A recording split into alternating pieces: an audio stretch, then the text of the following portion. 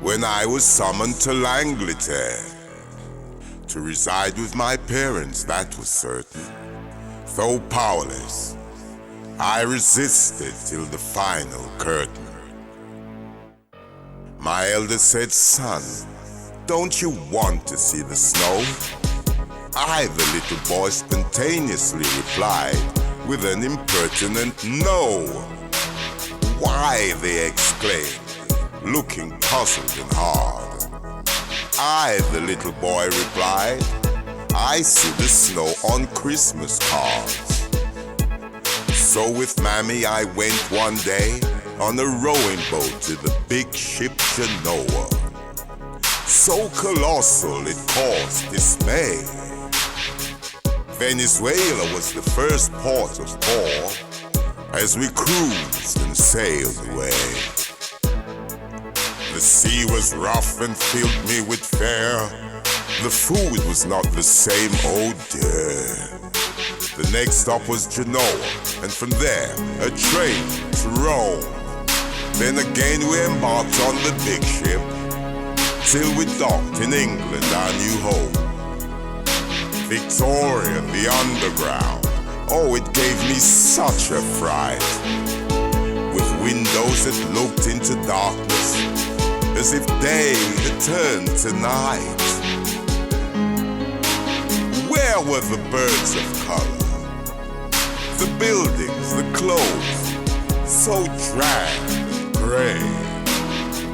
And when we entered our home in Hackney, there were no maids to my dismay. I recalled back home they said, "Go a foreign boy, England Street paved with gold. For there your future is sunny and bright, though the winters are dark and cold." I may have been young and inexperienced, and yet I knew the other half had not been told. I repeat, I may have been young and inexperienced, and yet I knew the other half had not been told.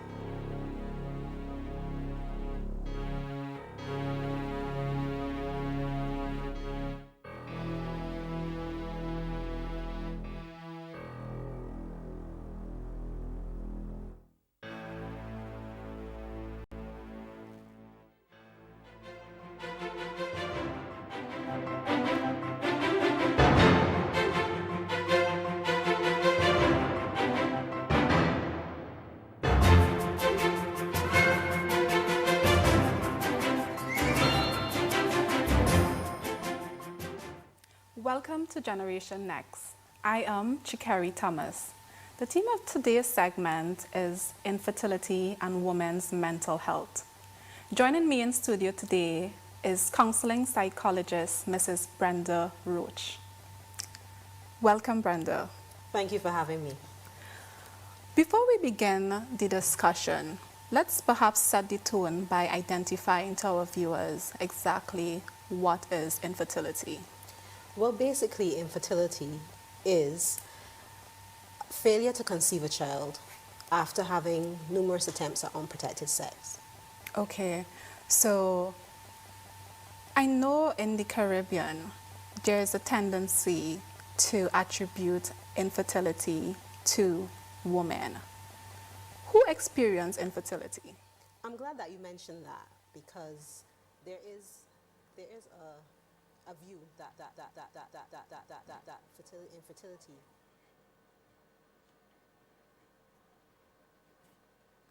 Yes, greetings to ones and ones. First, I want to give thanks and praise to the Most High. Give thanks for life. Give thanks to Bless Radio. Give thanks to all the DJs, presenters, on Bless Radio. Give thanks again to the management because it takes a brave management to put on these conscious reasoning. See? Excuse me. And I want to give thanks for the ancestors, our parents, because the reality is that if it weren't for our parents, we wouldn't be here right now. If it weren't for our grandparents, our parents wouldn't be here. See? And, this is the Jam Master Show. This is Brother Dougie. And we focus around well-being. We've been talking a lot around mental health. See? And focus around personal development, uplifting the community. That's what we're about, uplifting the community. And what you don't know, no will kill you, but it will kill others as well based on ignorance. That's why information is the key. Information is the way forward. Ignorance means ignoring the facts. And we just play a little segment of this lady who experienced little thing about mental health, where she kind of have a child and etc. See? And as you know, mental health is a very challenging in the community. And it come from all different angles. See? So we'll be touching a little bit about that.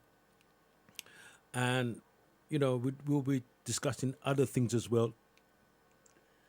We do have a beautiful brother inside the studio, Huseyin. And he'll be talking about his book. And it's a poetry book. And the title is Love, Hate, and a Bench. And I'm looking and saying, where does this bench come from? And I'm looking at the picture and I see that two couples on the bench. And it'd be good to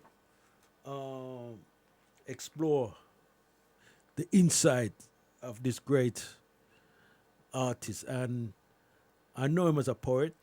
I know him as an activist. I know someone who's very committed in terms of uplifting the community, and he's a very committed individual, and what I would say about his brother here, his word is his bond. Let me say that again, his word is his bond. If he says he's going to do something, and he does it. Very disciplined, very focused. See? And this lead me neatly because he will be talking about his book launch will be taking place in October. So he'll be touching around there and touch a little about his book and talk a little about his background and his journey. So I want everybody just to lock in right about now. See? And if you're with your loved one, give him a hug and a squeeze and say to him, you're my friend for life. See? So I'm going to play a little bit, I'm going to mix up a little, play a bit more Tamara. As you know, is a great artist. Then we'll bring in my key friend, Brethren, in the studio. For me,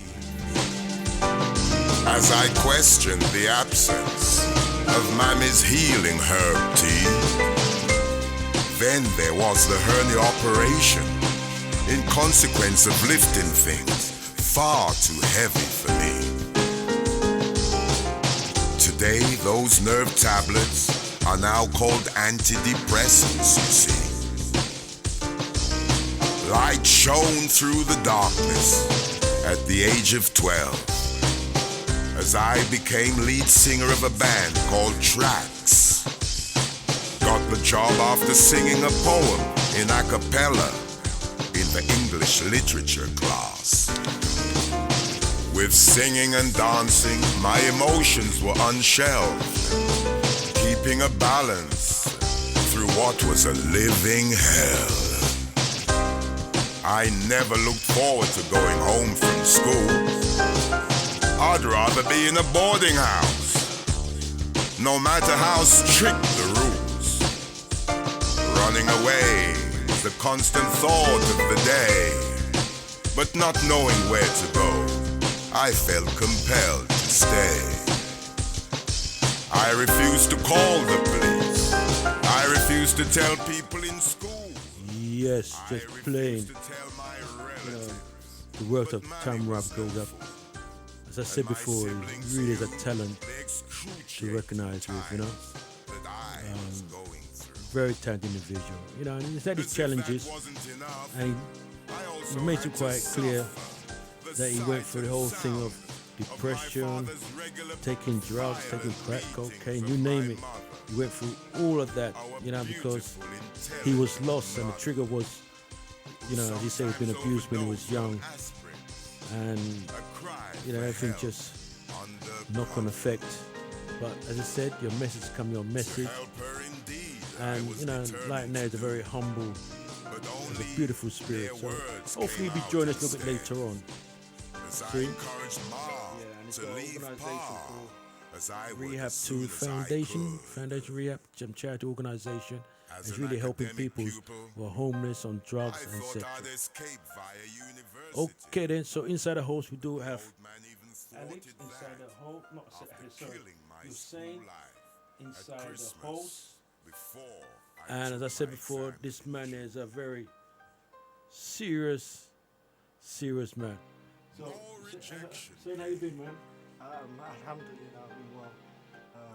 Alhamdulillah, I'm praise God. I've just been working hard on the poetry. Most of this is over 10 years. I've been doing a lot with the activism and stuff, but everything's been good at the moment. Just okay then. So it'd be wise if people have a little background about yourself and how you got involved in the whole thing of spoken words and poetry. Yeah, just a little background about yourself. And just speak a little bit louder than the mic.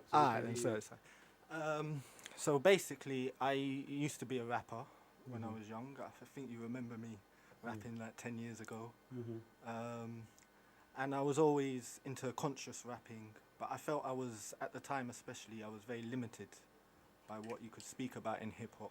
Right. Because a lot of the crowds didn't sort of respect certain views and certain things. I can be quite a sensitive person, and I didn't support a lot of what I was hearing. After a while, because I didn't like spending money on recording and that sort of stuff, I ended up just doing poetry. I thought I don't need beats to do poetry, I can just do it a cappella. I started reading a lot of Persian poetry and Arab poetry particularly, which inspired me to start trying to change my style. So originally my poetry was sort of just a cappellas, a cappella rap, that slowly I started changing it into proper as poetry.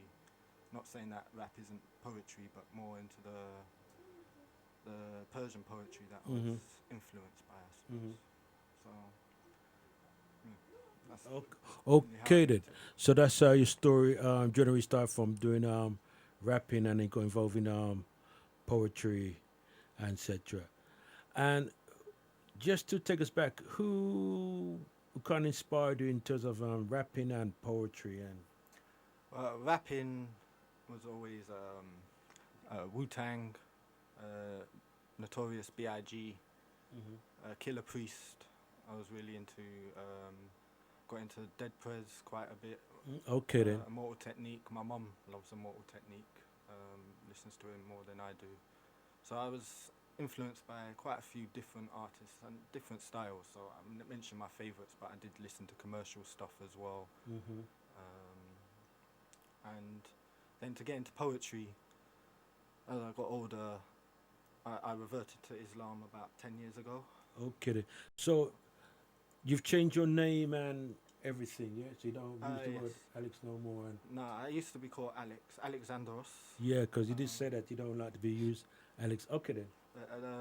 I changed my name 10 years ago, but I only used it in the mosque for 2 years. Then I started using it out in the open, so with everyone. And then about 3 years ago, I decided it was getting too complicated, so I changed my name legally. That's not a disrespect to my parents. I've still kept certain parts of my name, but it just I just felt as I was changing as a person as well, and trying to change my lifestyle completely. It was almost like a new for a new life. But even though we're talking about your book launch and your book, question might be people asking, why did you change to Islam? Probably was it because of Any experience or someone influenced just to? So to tell the story, I was an Orthodox Christian. I used to go to the Ionis on Whiteman Road. And at Ios Ionis, I didn't really, for some reason, I've never really got on that well with the Greek community. That's nothing against them. There's a church on Whiteman Road? Yeah. The Greek church? The Greek church. You know, I went to a funeral. Yeah, I went to, what do you call it? Yeah, I went to a funeral there. This guy, I can't remember his name. Because he's a Greek guy, and that's where the service was in the church. Yeah, in Whiteman Road. Yeah, it's a very beautiful church. Yeah. It is very beautiful inside. But from there, I had friends who went to the mosque across the road. Okay then. So I started going to the mosque there, Haringey Mosque. And we start getting into debates. Okay. You know, I'm very into theology, so I like debating. We would debate quite a lot. And one thing I noticed is all the Muslims I was debating with knew the Bible in many ways better than I did. Okay. You know, but I knew nothing about the Quran. And I was so certain I could disprove the Quran. I asked them, give me a copy. I'll disprove your book in 2 weeks. And then I was reading it. And when you're a Christian, to be honest, sometimes you have to pick and choose which parts of the Bible you follow in order for it to make sense. So tell me, you used to read the Bible a lot then time there, you said, yeah? I did read it quite a bit when I was young. Okay. But I didn't really have much understanding. So I always had problems with... I never believed Jesus was God. I believed for a while that, you know, when I was Christian, that he was the Son of God in a unique sense. But I didn't believe he was actually God. And I used to be uncomfortable with how much we seem to praise Jesus more than God, the Father. As a thing. So, and then reading the Quran, it just hit me. It was like nothing I'd ever read before. I'd really thought it would be very similar to the Bible, but it turned out it was quite different, not in the message, but in the style that it's written, and it answered a lot of those questions that the Bible left me with. So it strengthened my faith in the Bible and strengthened my faith in Jesus as a prophet rather than the Son of God. But once I understood it in that way, my love of Jesus grew even more and was strengthened. Okay, all right, that's fantastic. And coming back to let's right on to the book launch, because I know you got because we don't want to get the book launch. The book launch is, what date is the book launch going to be? It's at the 10th of October. That will be a Thursday. A Thursday, okay then. It's going to be at Hornsey Library in Crouch End. That's just because I work in the library services, and that was the library that I was working with at the time. My good friend, who I'd known for a long time before I was in the library, Dawn Goborn, helped me set it up. So. Okay, fantastic. And there's going to be a book launch there, and there'll be some couple spoken words. And so you'll be doing some poems from your book, and etc. Yes, I'll be doing poetry for my book, and I'll probably do some poems that aren't in the book as well, because the book is a certain genre. And hopefully, we'd like to do some poems, especially from your book and stuff, so people get a little flavour about you. Okay, then let me just play a track by our beautiful brother here. In relapse, I stole and defrauded a little. But by the grace of God, I got back on track with some ganja I bought to sell and to get some money back. And as the business rapidly grew, I became shepherd and head of a ganja crew. Sprinkled ganja in my idol stew. Ganja tea was my morning brew. Ganja cakes and pudding for the chosen few. I was strictly idol through and through. Surrounded by gangsters, reggae stars and DJs too, with their crew. The chalice we lit burned an ounce at a time. And as we gave thanks and praises to the Most High Yah, with conscious reasoning on biblical lines. If we smoked 16 ounces, half or 3/4, or all the bill was mine. With 2 restaurants and a nightclub, photography business, pool and electronic games venture, Child Record label too, including the ganja business. I was doing Yes. very well, thank So you. you're saying inside the house, as I say, it's having a book launch on the. More cars parked I was about to say it's the 8th of the 10th. 10th. Sorry, the 10th of October. I know we've got an event on the 6th. I think it's on the 6th on the at the Red Bridge Library. I'll give more information about that. Hopefully our bridge will come in and give some information. And the time for the book launch, what time is it for? It's 5 till 7. It's 5 to 7. 2-hour book launch. And it's a free event. So please come and purchase the book. Have you got the postcode for the library? You know, by chance? Give me a minute. Okay then. What it does, look for the postcode, right? And it's Huseyin Library. And she's gonna look for the postcode. And this is a book of poem, Love, Hate, and a Bench.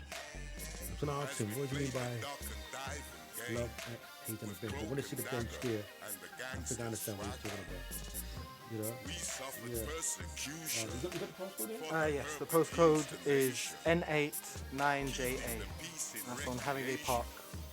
There is an actual house. Okay then. And that is again Huseyin.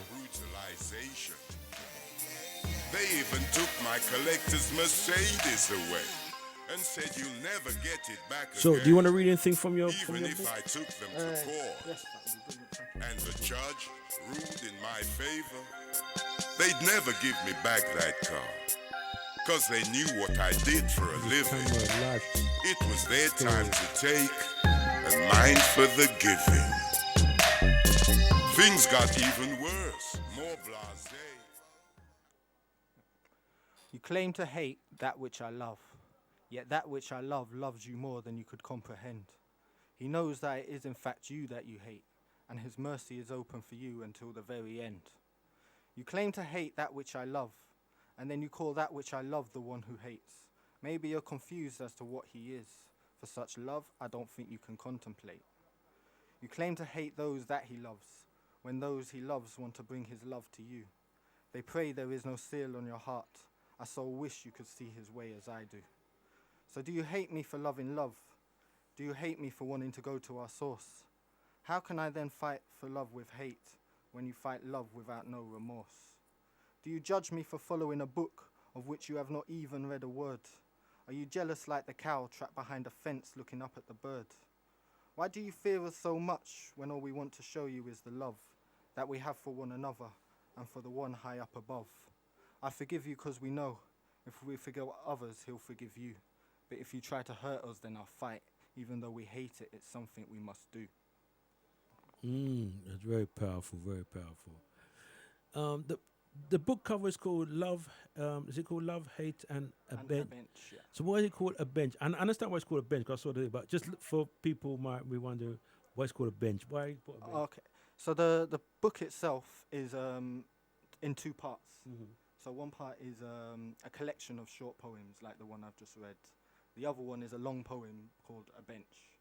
So all the poems related to love and hate, but the longer one, which is much influenced by Persian poetry, particularly a poet called Nizami Ganjavi, is a story, telling a story in rhyme. And the story starts on a bench and ends in the same bench, even though it goes across the world. So, and a lot of the events that happen seem to happen on this bench. Originally, I hadn't planned it that way. I just started writing. That's the way I write usually. And it just seemed to keep coming back to this bench. So I thought I'd call the poem A Bench. Okay then, that's amazing. That's amazing. And what plans do you have with this book here? You're gonna do more book launch or do more reading with book, or what's your plan? I'm trying to promote it through different poets. Okay. Some poets have told me to send it to them, Zita Holborn and Benjamin Zephaniah. Oh yes.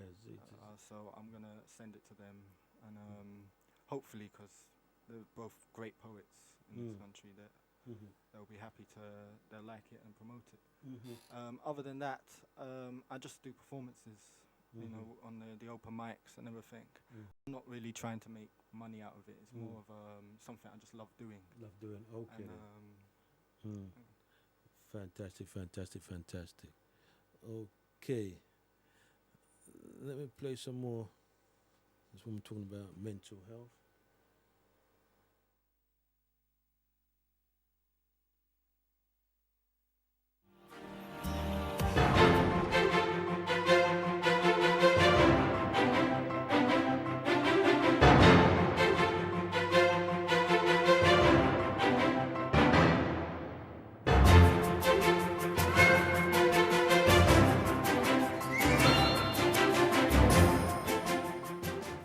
Welcome to Generation Next. I am Chikeri Thomas.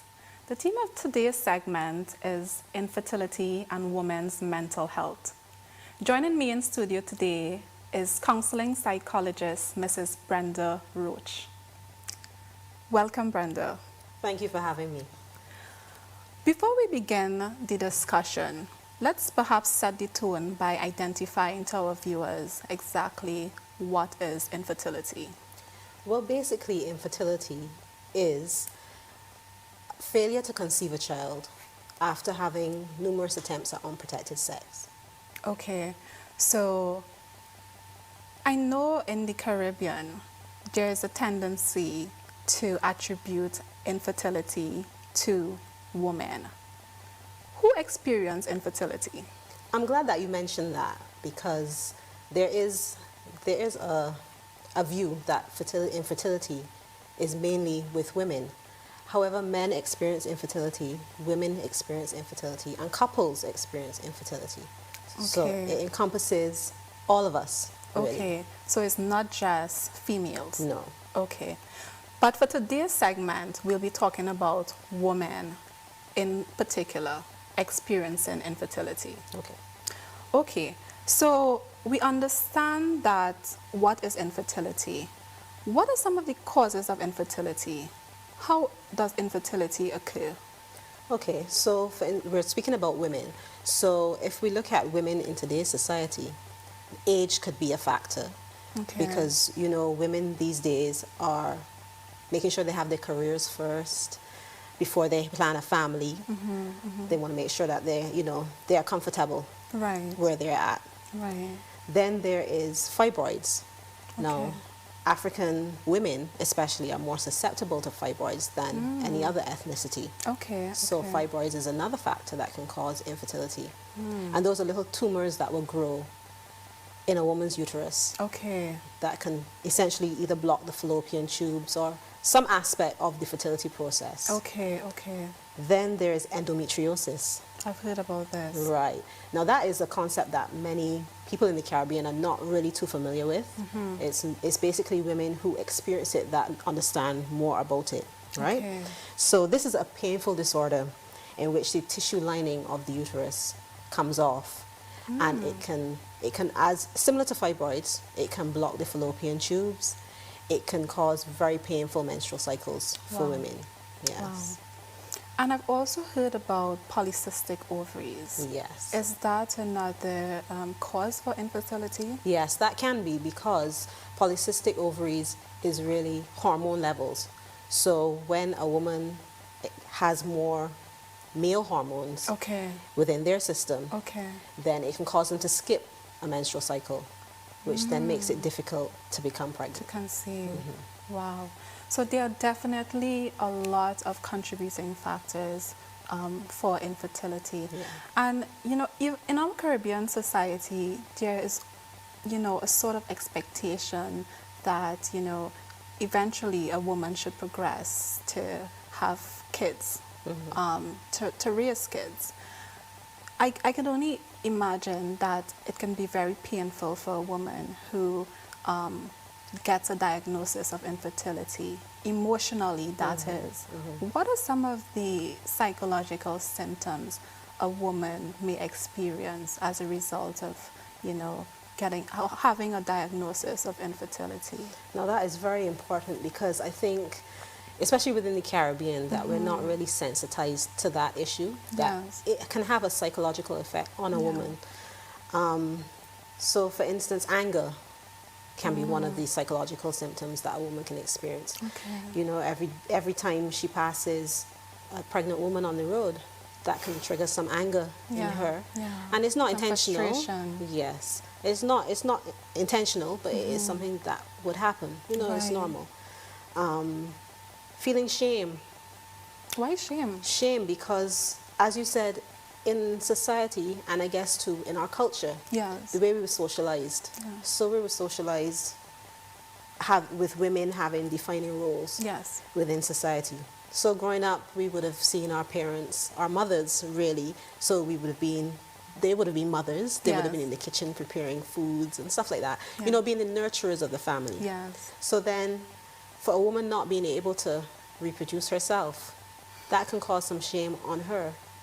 She can begin to feel shame. Yeah, and you know, you're talking about societal expectation, and I'm thinking shame in terms of also, you know, some of the activities persons may engage in. For example, a young couple who just got married. You know, society may induce shame just by the things they say in terms of, you know, we have this common thing. So when I'm getting a grandchild, when we can expect a child, and because of that, you know, and the feelings of, you know, feeling defective or unworthy, we may begin to feel shame, experience shame as well. Is that correct? That is correct, yes, that is Okay. correct. Okay. And then, of course, I mean, we can get back to the shame and stuff, but still with the symptoms, Yes. there's anxiety as well. Yes. So when every month a woman might see a menstrual cycle every month, and then that's a constant reminder, well, hey, I wasn't able to conceive this month. I failed. Yeah, I failed. And then the unworthiness, as you said, Yes. comes into play there Yes. as well. So, in a sense, the menstrual cycle actually becomes symbolic now with this feeling of failure, because it means to say, I was not successful in conceiving. Yes. Oh, wow. And- So there's quite a lot of emotional problems or challenges someone would experience. Yes. Is there any other?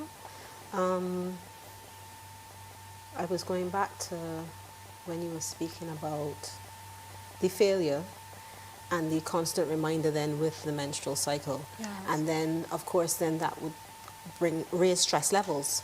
So we can look at stress. Yeah. And then, of course, once you are stressed, it can bring on a menstrual cycle as well, Yes. which can then cause you not to be able to conceive, because that is just, it's on your mind constantly. Wow. You're seeing it in your face constantly, or, as you said, Yes. society, they approach you. As we're talking about mental they health, say, well-being, "When you gonna that's get why it's very pregnant? When important you for us having to when you starting a family?" get the Especially information, when you're newly married, you know, yes. because one of the First things thing that everybody what's thinks really about. So, killing us is stress.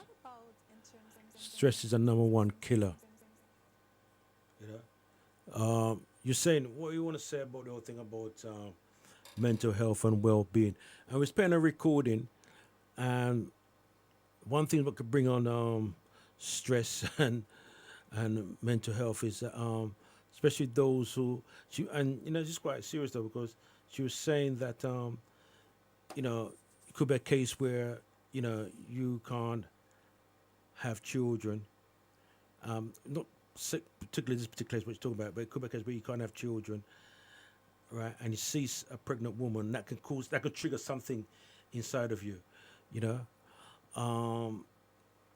You know, so it's all the triggers, you know, and all the signs, and we have to be aware of, you know, thing. But anyway, what you're saying? What you want us to say about the? Don't forget, remember that you was at the event we had at the St. Anne. St. Anne's, you know, where it was a very good event, you know, well organized, well, you know, it was nice little vibes. I know you're saying was there, but what you want to say about the whole thing about mental? Because me had a conversation that says a lot of ignorance around in that particular area there as well, isn't there? Yes, the conversation you're talking about was particularly around the Muslim community and the sort of stigma around the Muslim community, which I don't think mental health is fully understood by, especially by the imams and the sheikhs, and so which is sometimes the first port of call that many parents with children who have certain issues go to, and they get bad advice, stuff like just pray for them, just Okay. Then. stuff that doesn't actually Yeah. help much. So I think as a community, the Muslim community needs to look a lot more deeply and try and build our own ways of dealing with the thing without relying on non-Muslims, because the problem is that they use the stigma and stuff to attack Muslims as well. So that's what I'm saying now is true, but they'll take it. I'm saying it from a place of love for my people, but they'll take it and they'll say, "Oh, this is how Muslims are. This is why I hate religion. This is why," and you hear it quite a lot. So it's something that we should, to some degree, try to keep in-house, but at the same time, the way we're dealing with it is not right. And I think Okay then, you're absolutely right, because one the saddest thing is that I'm talking about with the Christian faith, that one of the things what to me is the sign of, to me that's a sign of mental health as well. What I share is that someone who's who are suffering from mental health, who've got mental health challenges, right? They will say to them, and it's been said that they need to pray. In fact, they need to pray more harder, right? And in fact, I played a clip. I wish I had the clip here to play. I'm going to try and find it. It might be on here, where this particular individual, he was in the army, right? And he was on leave, visit his family's home, staying there, and his younger brother was going through some mental health challenge, and someone's in the army. You're trained to see the signs, right? The mother was saying to the son, "Well, you need to pray, right? Right? You need to pray." So the son said, "Mom, I am praying, but you need to pray more harder." Anyway, after a few months, I have a feeling he passed or commit suicide, right? They actually said that, but I think that's what happened, right? And the thing is that he's not saying you shouldn't pray, but if you're not getting results from praying, you should look at alternative help. This thing where you're praying and God's going to deliver you, or Jesus going to deliver you and all that stuff there. And let's be clear what I'm saying there. I'm not saying that you shouldn't pray. There is power in praying, in fact. I will say there is power in praying. Right? But praying without, the thing is that if you're praying, you're not getting result. You need to look at alternative, right? Look at alternative, and I do have a slight slant on something about this thing about praying, right? Because praying only helps those who want to help themselves. Exactly. You know what I mean? Because if praying was so powerful, and is powerful, right? Why don't we go down to North Midlands Hospital and pray for those who are suffering from cancer, diabetes, and so forth, right? So we don't want to be spooked and talk about things and getting some kind of high trip. You know what I mean? You have to be practical and look at these things, and resolve that. Because of, to me, ignorance, right? This person who passed didn't have to pass if he had the necessary professional help and support. See? So, we have to be, real, look at things as they really are. And let's be clear, we all got mental health, right? Because there's mental health, there's physical health, there's spiritual health. You want to be human, even if I cry, laugh, sad, but the challenge is we're in that state, that sad state, and that could be down to anything. Could be down to loss of your loved one, your family member, your mom, your dad, your wife, your brother and sister. Could be anything close to, it can have effect on everybody's different. It can have some kind of effect on people, And that's why you do need tools. You need some people, need some support. The key word I would say is support, really, to take you out of that, you know. And some people just get lost. It's no different than you just going in a park where it's dark and you say, where am I going now? And you're very confused because it's dark. You might get pain, you might get... so it's no, that's different. So you do need someone to take you by the hand to take you out of the park to the gate and, you know. And I think also, if you look at Moses, Jesus, Muhammad, may God's peace and blessings be upon them, they didn't just sit at home and pray. They actually they prayed, but they went out and they did the works themselves as well. You know, if prayer was the only thing, they would just sit there and answer all the problems they had just by sitting at home and praying. So I think, yeah, prayer is important. It's extremely important. But you need to have a practical approach, like you say before. If you know, praying doesn't help if you don't want to help yourself. Absolutely. Relationship. And you know, earlier on we talked about who experience infertility. So we know it's also males as well as females. So in terms of the cohabitating relationship, are there instances of blame and guilt that may be experienced among the couple? Yes, I'm glad you raised that because, yes, that is true. Some people, some women, because we're dealing with women mostly here, Yes. and some women, okay, even though they may be trying to get pregnant and then they're not seeing it happening, they may be afraid to go and seek medical attention. We've got someone on live call. Greetings. Greetings, Dougie. How are you, sir? Yeah, man, give thanks and praise to the Most High. So how you been? You good? Yes, I'm very well indeed. Okay. Fantastic show. Enjoying the chat. Okay, fantastic. Good to join up on the line, and it's good to see you Saturday, my brother, and part of the panel. I would say the three wise men. You know what I mean? on the panel, you know. Yeah, it's a real pleasure being there. It's always great to see a real good turnout with people interested in their health and well-being, and it's always a pleasure to be involved in such events. Okay, then. Well, I'm glad to see you join us, because I want to talk about the kind of work you do. And I was having a conversation with you saying about the whole thing about mental health. And I don't know what's your spin on the whole thing about mental health. And the reason why we're kind of digging a little bit, because what we're observing and finding that, and we're talking about men, you know, men don't talk, you know what I mean? Women would talk to their girlfriends, women just naturally just talk. You know, they even talk to strangers, you know what I mean?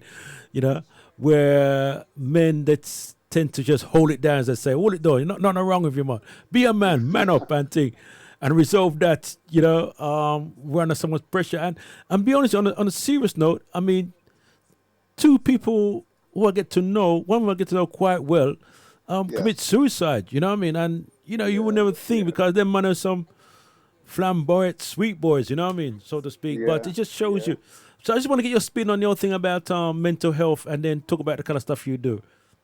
Yeah, it's really interesting just listening into the conversation before I came in.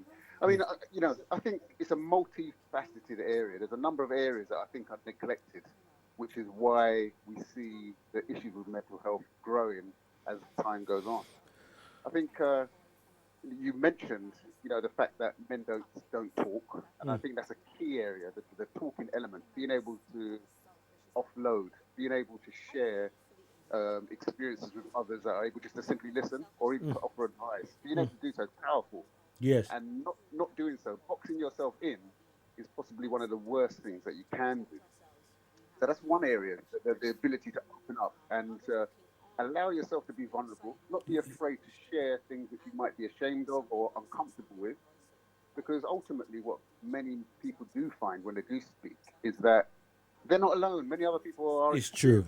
It's very true. You're not actually a freak for experiencing what you're experiencing. So that's a very powerful angle, the ability to talk. And as you say, women have advantage over us. So in that their social group allow them to open up and speak. But as a nutritionist, one of the areas I think that is really neglected when it comes to mental health, this is where I have a real big interest in, is the way our diet doesn't support mental Right. health, good mental health. It actually works against it. If we look at the health of the brain is a fatty organ, 60% fat, and you need a fat-rich diet to support the health of the brain. Sorry, you need a fat, a fat rich Fat-rich, rich diet. fat, Okay, yes, because I understand that the brain is full of. Well, correct me if I'm misrepresenting information, but the brain is full of fats. Yeah. that's right. It's a fatty organ, Fat. 60 Yeah. percent fat. Mm-hmm. And over the last 40 years, certainly in the UK, we've been encouraged to go down this low-fat route, and that's been detrimental for supporting the structure of the brain. So often you will see companies promote their products as low-fat, Okay then. suggesting that's a good thing. Whereas no, you need a fat-rich diet to support the brain. And this is another thing which people don't really realise is that the vitamins A, D, E, and K, they're known as fat-soluble vitamins. Mm-hmm. So it means you must have a fat-rich diet in order to take advantage of those vitamins. So, this move to have a sugar-rich diet is actually counterproductive for good mental health. Mm. Yeah, it really is. And the diet that we've been encouraged to eat actually fuels this rise in mental health issues because we don't have the tools to support ourselves. Mm. We're eating in a way that undermines the functioning of the brain. And that's something which many people don't really consider because often people will blame themselves for mental health issues that they experience. And we know that, trauma obviously can be, one of the triggers for mental health issues.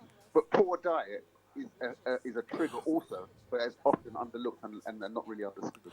Well, you're saying feel free to come in when you're ready, yeah. But I was gonna say that you're absolutely right in terms of poor diet. In fact, I've got a recording of someone talking about food linking to mental health. I'm just trying to look see if I got it here. No, it's talking about emotions with mental health.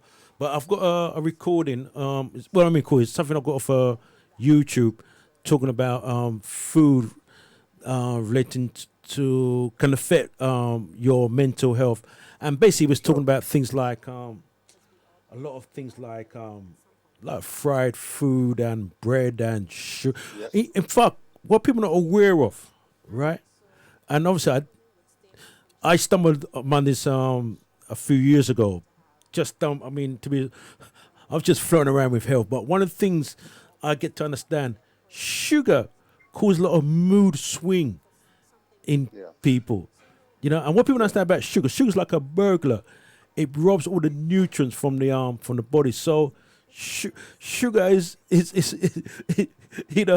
literally a poison. You know what I mean? And it affects Yeah. your mental health, your mental health. Yeah.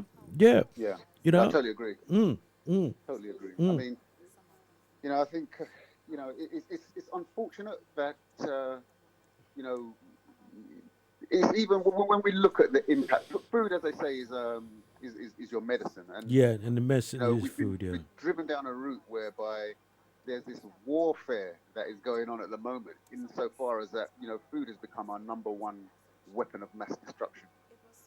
It's working against us rather than It's true. for us, And for and us, it's yeah. so important that with some very small changes, as you rightly said, you know, something that we expose ourselves to way too much is sugar.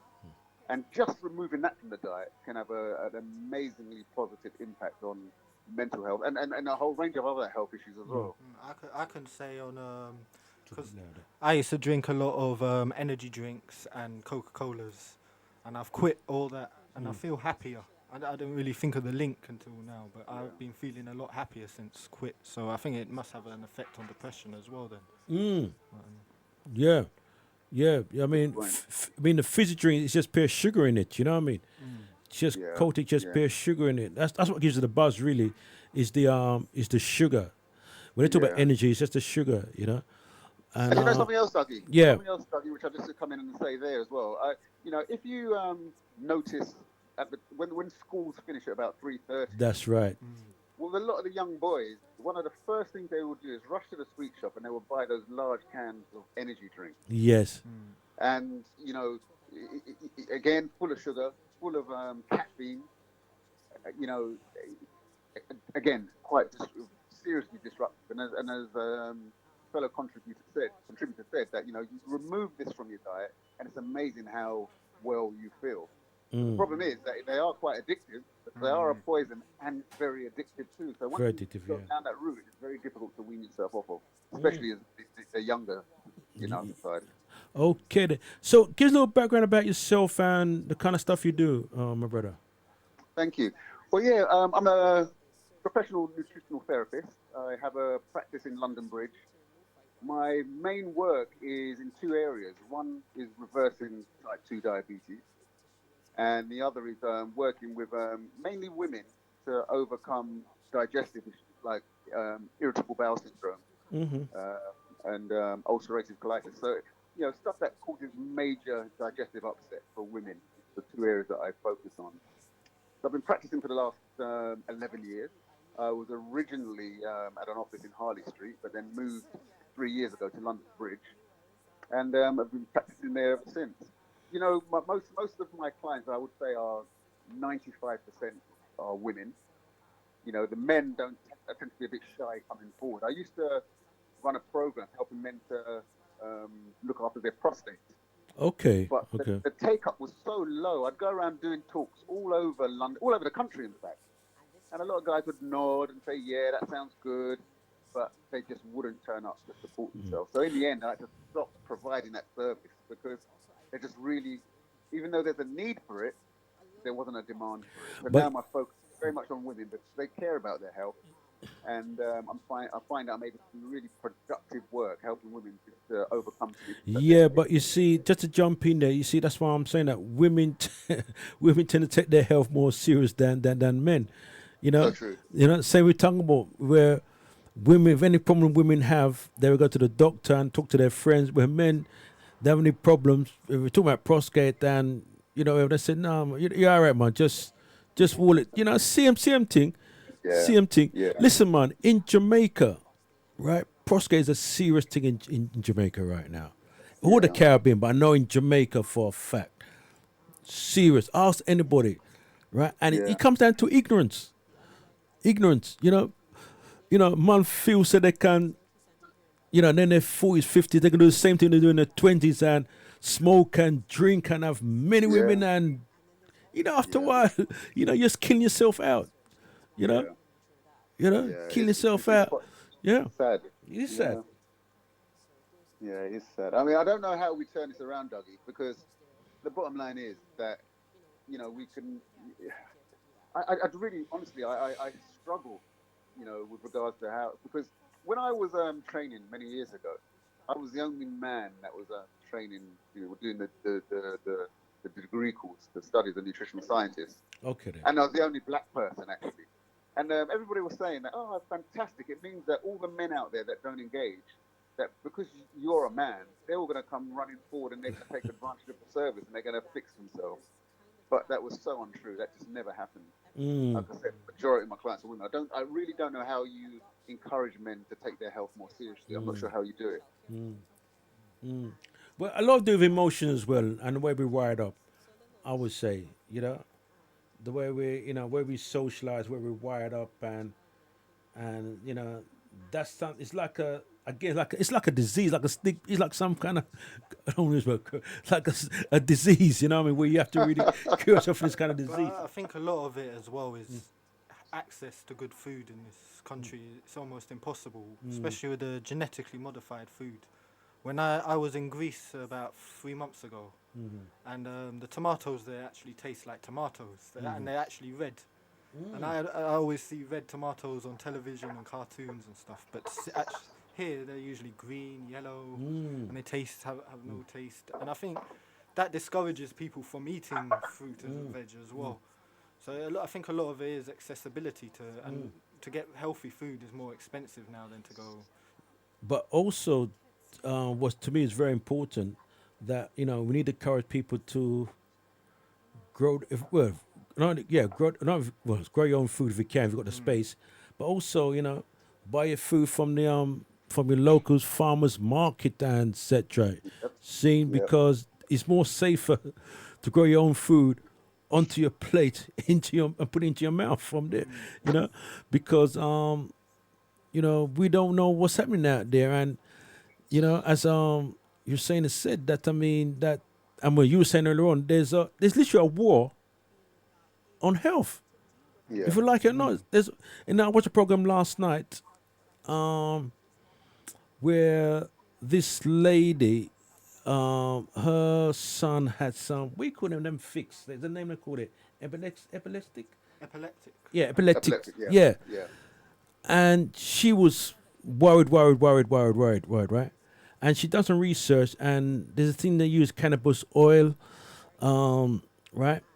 And she went to Holland, she brought the boy to Holland, and he stopped having the fix. You know what I mean, right? Yeah. She came back here, right, and said to the I think one of the social worker or something she was speaking to, and said, she needs to get this kind of treatment for her son. The social worker said to her that, you give your son any more of that stuff there, I'm going to put you to the police or whatever, to authorities. She goes, what? Anyway, she done more research, and she got some what do you call it, petition, and you got to get a certain amount of number, and the rest was just history. She got the numbers, right, and now she was able to get access to CBS, I think CBS oil or whatever, right? Yeah. And so forth, But the point I'm trying to make here is this: that the program show last night, it's all about control, because, as you know, there's no business, no money in people being cured or being fully. And we was talking about it on Saturday. They want people to be sick so they can make money off you. You see what I'm saying? The sicker you are, that's it. We give you these drugs and pharmaceutical companies, and they make money. You don't want, they can't make money if you're well, So No, you're right. You're totally right. yeah, so we really have to be conscious and be aware what's happening. I'm not saying people should go out and start being revolutionary and start making up not saying make an unnecessary noise, but you don't want to attract unnecessary to yourself, but just be aware what's happening, get the information, help yourself and help other people. You know what, Dougie? You know what I would say? So what I would say there, Dougie, is that I think actually we do have to be a bit revolutionary, or very revolutionary, because the bottom line is this what you're talking about involves your life. It's true. Your life is at stake, and even if it's not initially your life, it's definitely the quality of your life. Mm-hmm. So this is the highest stakes possible, and I think if we are gentle about this, yes, then we will be continually deceived in the way that we have been. Because you're absolutely right about the pharmaceutical companies, because there's a plant called salicinium, and I'm sure most people haven't heard of it. Yes. Now, there's been some trials that have shown that salicinium is a natural chemotherapy product. Okay. And it has no side effects when you use it. So when mostly you use chemotherapy, the drugs, for example, the hair falls out, the immune system becomes weak. With this plant, salicinium, it's been shown, and there's been clinical trials that have shown that it does the job without the side effects. But guess what? I can guarantee I could talk to 100 people and none of them would have heard of salicinium. I'm with salicinium. I don't think I haven't heard it myself. No. Right, and I could name you 7 more natural plants that the scientific research has shown have chemotherapy properties, chemotherapeutical properties. But now the problem is that the drug companies, the pharmaceutical companies, are aware of them, but it takes about 8, 9, 10 years for them to process those into a drug so they can use them profitably for themselves. Whereas the plant can be used, but just there's no awareness of how to do that. So you're absolutely right. There is a process to monetize everything, and that's the issue that we have, is that everybody's mind is on monetization. Yes. Whereas, the first thing should be, if you care about people, the first thing should be, let's see how we can make people healthy, and then worry about finance secondary. Finance shouldn't be the first thing one thinks of. It should be the help of the people first and foremost. That's why I say that it requires a revolutionary attitude to change the thinking. Yeah, yeah, yeah. Well, you're absolutely right, and you see one of the things, because I mean, as you're aware of, and I know you're saying will be probably aware of this, that I mean that there's been cases where people have literally been helping people. And they've actually locked them up, put them to prison. You know what I mean? If you go on YouTube, I mean, there's stuff I've seen on YouTube. In fact, there's a friend of mine. I get to know. Right, we get to know over years. Right, each week we call a live blood analysis, where you take a little bit of your blood, and they can tell exactly how toxic your body is and all that kind of stuff. There, right? Yeah. And he describe a program where you take certain putting on a diet, so to speak, and and change your diet, your lifestyle, and everything, and whatever. But the mistake he made, and he was saying that you can help people cure of cancer, and they came down him like a ton of brick, a ton of brick. You know what I mean? And he had a place in Harley Street and somewhere where I didn't. And what happened when he went to court? He got done on 3 accounts. And he got fined £7,000 each, right? 21,000. That just mashed him up. Wow. Mash him up. You see what I'm saying? So the thing is that once they know, well, when you talk about you can cure cancer, right? They look upon you and say, yes, you can cure what cancer, right? Even though then again, it's not really wise for you to say you can cure anything, really, because if he doesn't do that, I mean, you kind of shot yourself in the foot. But the fact that they will look at you because they know, say, wait, who you think you are now? You think you're some big shot. You're taking money out of business. Yeah, they will come down you, ton of brick. You know what I mean? No, you're right. Yeah. So you have to be wise in especially what you're saying and what you're doing as well, and team. But you're right, because you have to be revolutionary now to take control of your health emotionally, as physically and whatever, spiritually as well. You know what I mean? We have to have that revolutionary attitude. Yeah. Absolutely. I heard, I don't know if it's true, maybe you can confirm, but that avocado actually is a big help with curing cancer. With cancer. Well, one of the things I think the brother was saying Saturday, I don't know what the other brother was saying Saturday, your cancer cannot live in a alkaline body, So in an acidic body. Yeah. No, cancer can't live in a.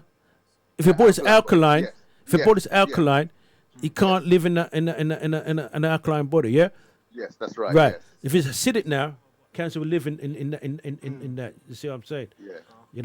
So that's why it's important to keep the body alkaline. But it comes into education, because funny enough, on my way here, I was talking to a sister. I was coming to the library, and we was talking about health for some reason, right? Talking about health. And she was saying that once she read certain things, she changed her diet and lifestyle. I said, that's good, but nobody can change like that. Because definitely everybody emotionally, everybody's just messed up. I mean, listen, that's how messed up people are, right? If you're going to off license, right, and I do this delivery, right? People spend £10, I think it's £10, packet of cigarettes, and on it says that cigarettes kill, right? I have to look at this. I said to myself, I wonder if people could either they can't read or I don't know, right? It says cigarettes kill, and I'm seeing them spend money to buy a packet of cigarette, right? They show how emotionally, I mean, you're just messed up, It's no different than taking a gun and shoot. And I said, it's because it's going to shoot you. It's because it's going to kill you.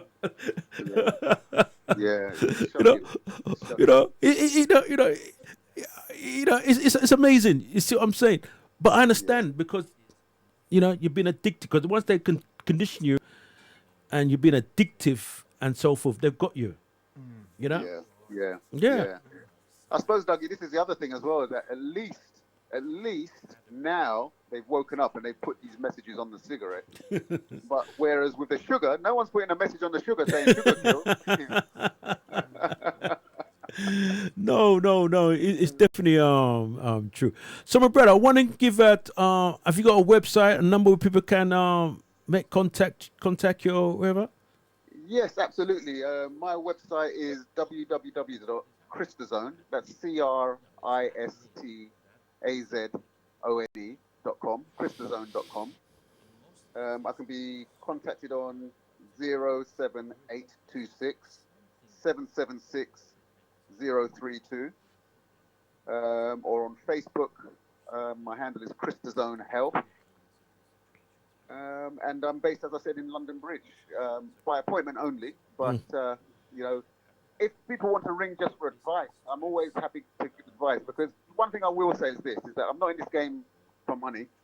My aim is genuinely to heal the world. And as I've always said, I want to be able to retire because there's no more sick people.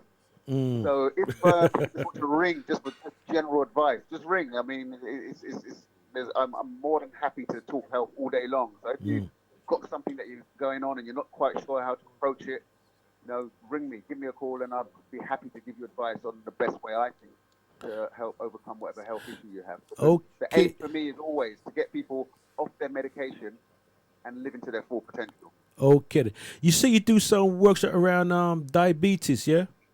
That's correct, yes. Okay, then, it'd be quite interesting. I don't even met my good friend Lyndon Wizard. No, I haven't, no. No, because he cured himself from diabetes within, I forget it's right, within, I think about 90 days or something like that. And he's written a book. It's a book called Inspired Diabetes, right? A good friend of mine, meaning rap all the time, you know? I'd love to meet him. Fantastic. Yeah, and he gives talks about, basically about his journey and that stuff. And he said there's 4 things he had to do, right? Because when he had diabetes, he said that, Dougie, listen, I didn't know what diabetes was, right? They said he got diabetes, right? And because he's a chef, right? Yes. He's a chef, and as a chef, you know, he's always eating cakes and sweet stuff, and he get discount to buy drinks, these fizzy drinks. And he said, he was in his, where he works, it's about an hour and a bit to get home, so he's always drinking these fizzy drinks, you know, and stuff. And you know, and one day his mum said to him, Lyndon, how come your belly looks so big, right? Right? It's like when you know when people talk to you, right? It's like someone thumped you in the chest, you know what I mean?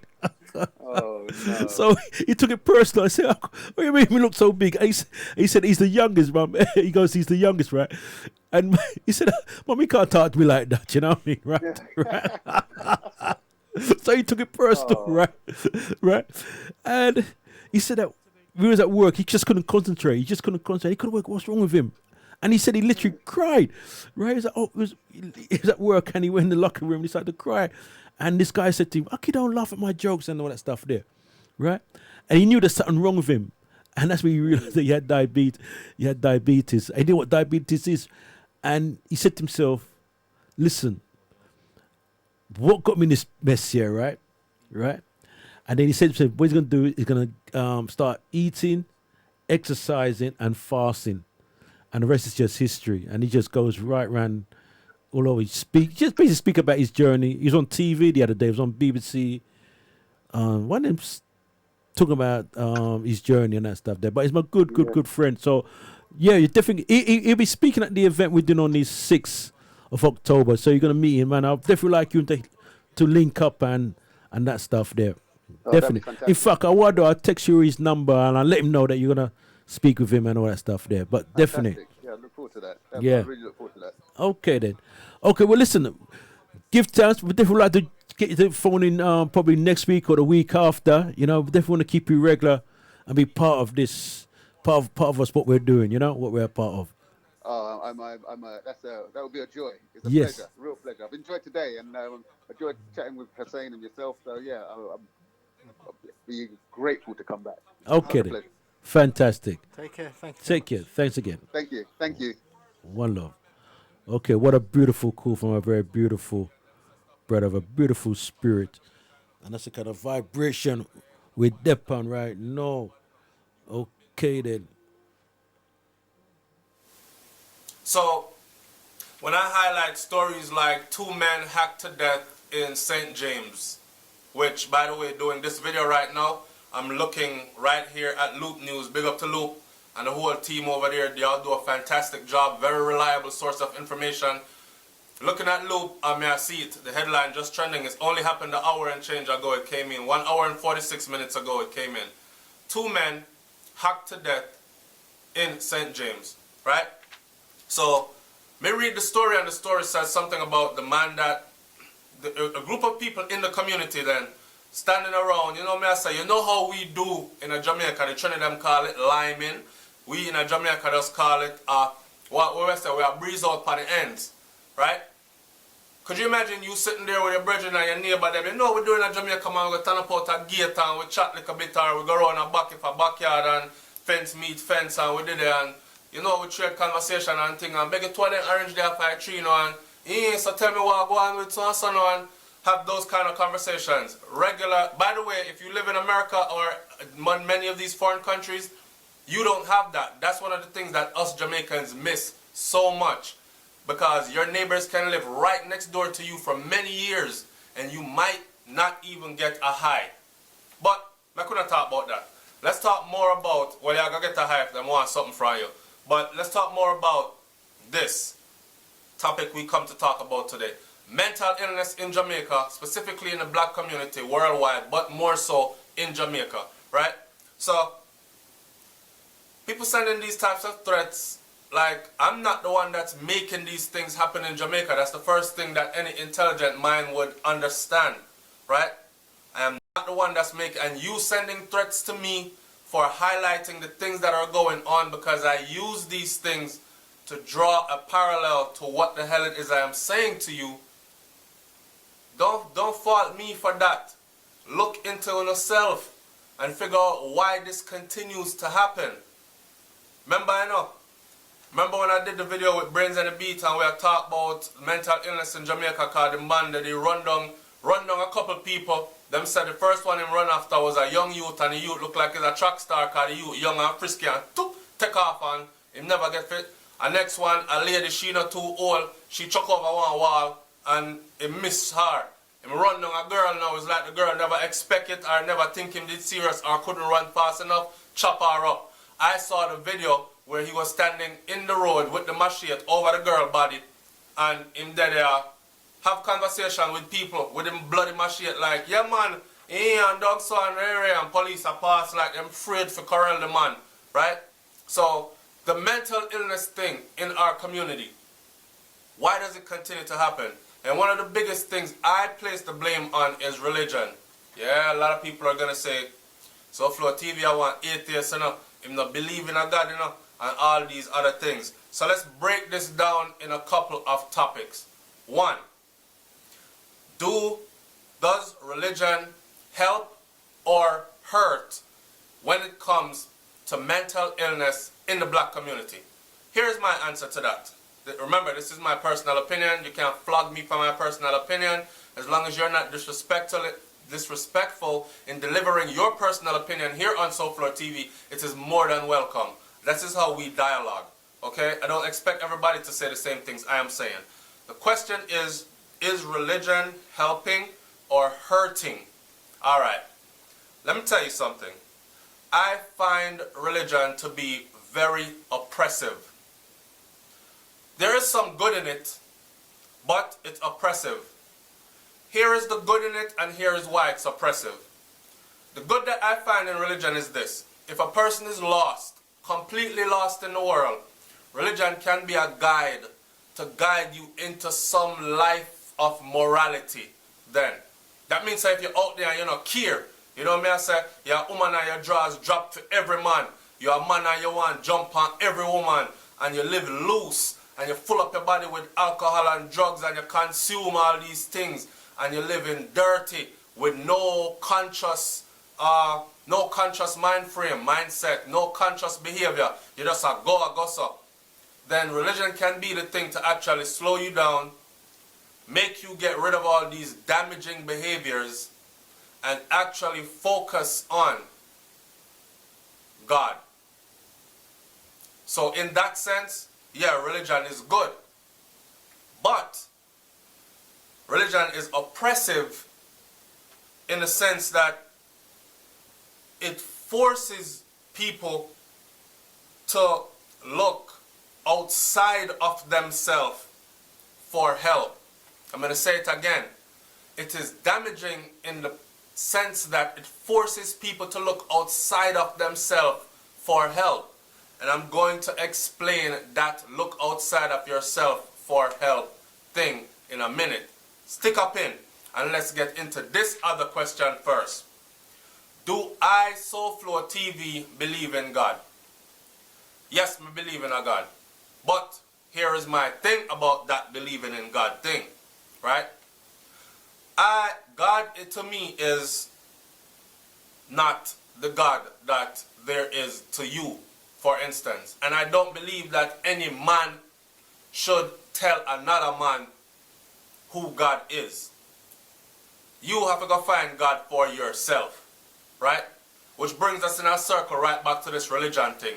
Now, me saying that religion is oppressive in the sense that it forces one to look outside of themselves and to depend upon it forces you to depend on all outside sources. Think about it. Especially say Christianity then. You're forced to like pray to some God that's in the sky somewhere or is unseen and floats around all the time. And is supposed to be there when you need him, but yet still me never see a people so destitute, but yet still believe that there is hope and rescue coming, which never comes their whole lifetime. So then they hope that, okay, I am meant to suffer in this lifetime because my glory is in heaven, or my glory is after this lifetime. If God loved you so much, why would he give you this lifetime of suffering? I don't get that. I don't get that. So religion is oppressive in the sense that it forces you to look outside of yourself. Here is my thing, and I'm going to tie this story in to religion, what it has to do with mental illness, how it's preventing us from getting to the source of the issue, right? Religion and mental illness for me is very personal. Let me tell you why. Alright, so I went away on a long ass deployment, right? This time I think I was in Iraq for 16 months on this deployment. And when I came home, my little brother was going through some things. See, talking to my Soulflow TV audience is therapeutic because I get to let some of this stuff out, right? So, when I came home, my little brother was going through some things. And me and him today I talk, you know? And he totally changed and I saw all the signs there because in the Army, in the US Army, they actually teach you to recognize all the signs of suicidal tendencies and clinical depression. I saw all the signs in my little brother, but because I was back home now, as a matter of fact, I actually saved a soldier while overseas and deployed from committing suicide because I was the one that caught him when he was about to do it, right? And I followed him for a couple of days because he showed those signs and caught him at the last moment, came home and couldn't catch my brother at the last moment, even though I saw all the signs there. What I was doing with my little brother, as far as my little brother is concerned, is I was actually doing what I was taught to do. Because here I was, back at my mom's house. I was on vacation, so I was staying at my mom's house. And my brother was there. And my brother going through his thing, and I hear my mom saying, Mom said, pray about it, man. And I heard my brother say, Mommy, may I pray? You just don't know how hard may I pray. And she said to him, you're not praying hard enough. You see, that's religion.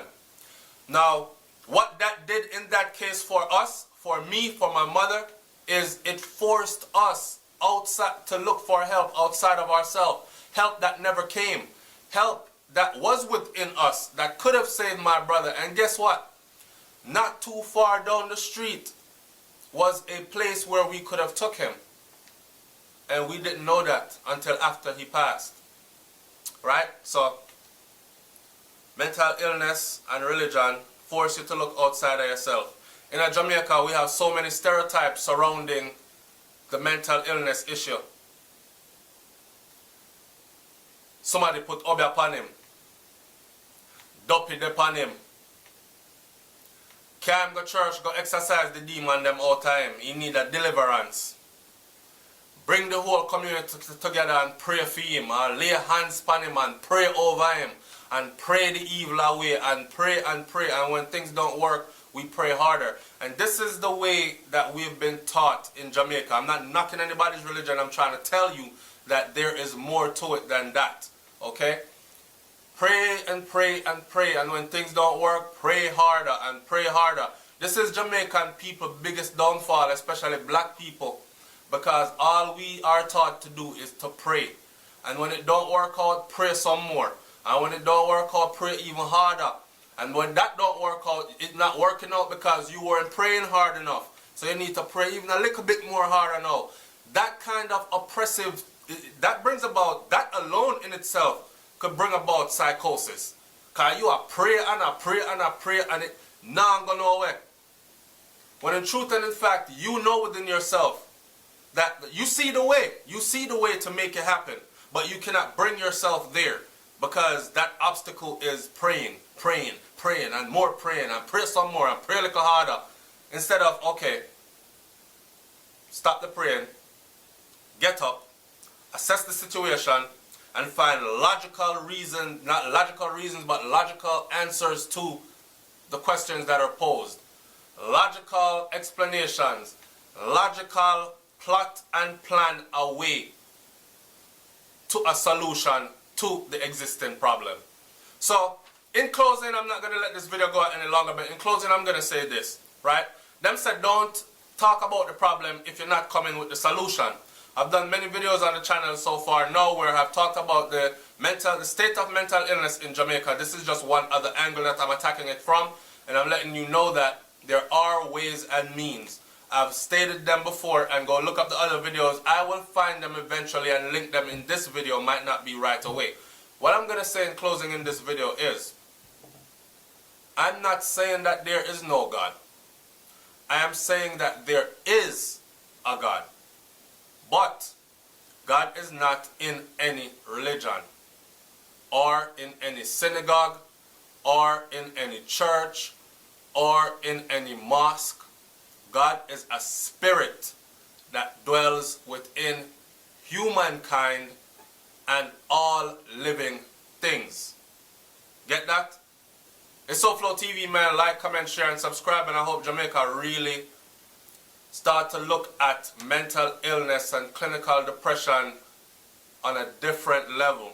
Because this is, when you see people are run down people randomly and chop up people and them kind of thing, then the community is forced to chop him up in order to stop him from chopping up more people. It don't really look good. It don't really look good. And there is a solution to the problem. It's SoFlo TV. Like, comment, share, subscribe. Leave your comment in the comment sections below. I'm up out of here, man. Hey everybody, my name's Chris, and I am actually a recovering drug addict and alcoholic. My sobriety date is June 23rd, 2012. I actually got clean on my 27th birthday, a little over 5.5 years ago. But yeah, anyways, I just wanted to talk a little bit about my story. So I ended up developing symptoms of anxiety and depression in high school. But because I didn't know about those symptoms and what was actually happening to me, I just thought that I was crazy. I thought that I was going nuts. Like, I took health classes and things like that, but if you went to health classes like me, we were basically talking about physical health and things like that. They never really taught me about mental health. And, you know, I think a lot of it, my anxiety and depression stemmed from being the son of an alcoholic mom. So what happened was, towards the end of my senior year, I started self-medicating. And eventually, just because I never learned how to really properly cope with my mental illness, it turned into a full-blown addiction, which resulted in losing a lot of jobs, losing money, losing friends, losing family, losing all that stuff. And the worst part was, the last thing I lost was my son. I wasn't allowed to see him for about 4 months before I got clean. But, you know, luckily, you know, even though I ended up in the hospital with about a 10% chance of living from my opiate as well as alcohol addiction, my family was there for me. And my mom, she's been sober 12 years now. She was about 7 years sober at the time, and she helped save my life. But, you know, if there's anything that I'd want to teach people about, it's just, you know, we got to keep our mental health under control, our anxiety and depression. That's the only way I stay sober now, is by recognizing that I have a mental illness that needs to be treated, and I have to find much healthier ways to deal with it rather than drugs and alcohol. So today, meditation is one of my main tools. I have my son back in my life. I do a lot of stuff with him, my family's back, and my friends and all their support. So if anything, just make sure that you're taking care of your mental health and don't go down the same path that I did. You'll live a much better, easier life. All right, y'all, I'll see you next time.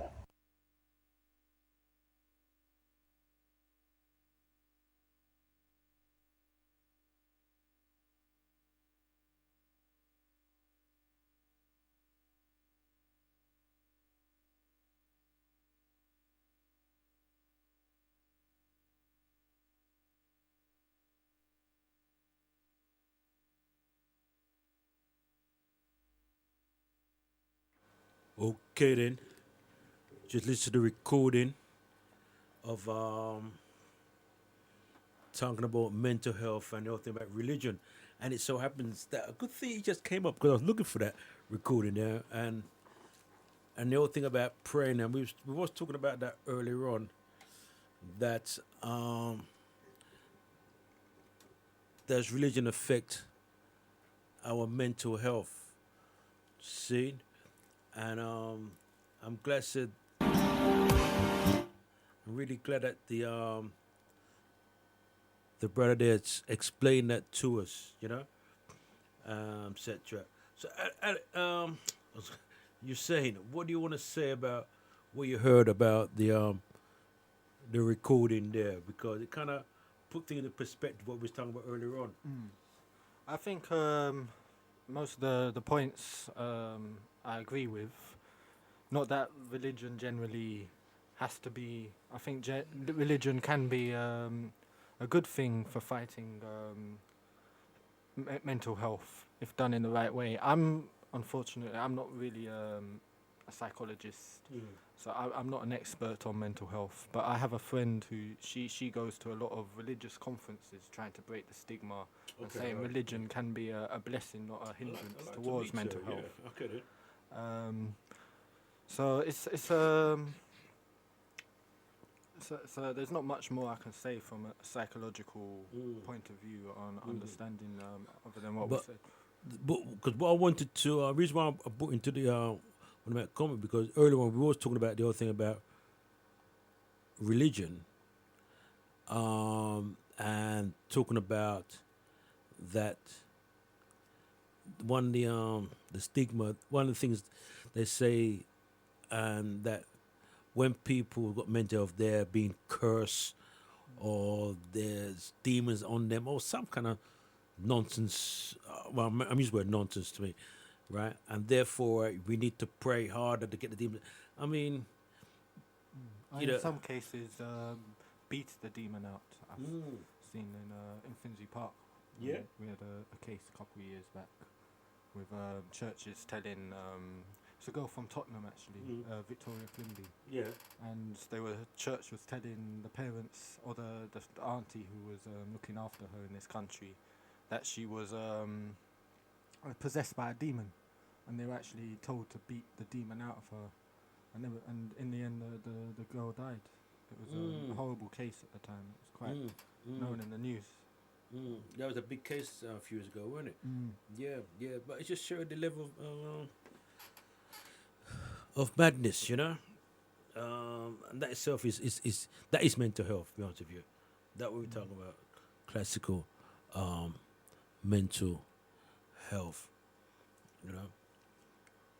All right, let me just play some more of Ereline. Ereline was my best friend, my cousin and girlfriend. I never ever had to pretend. We lived close together by the sea, on the beach of Lagon. I loved the beauty of her mind and skin, and her spirit deep within. That's my Ereline, childhood sweetheart and darling.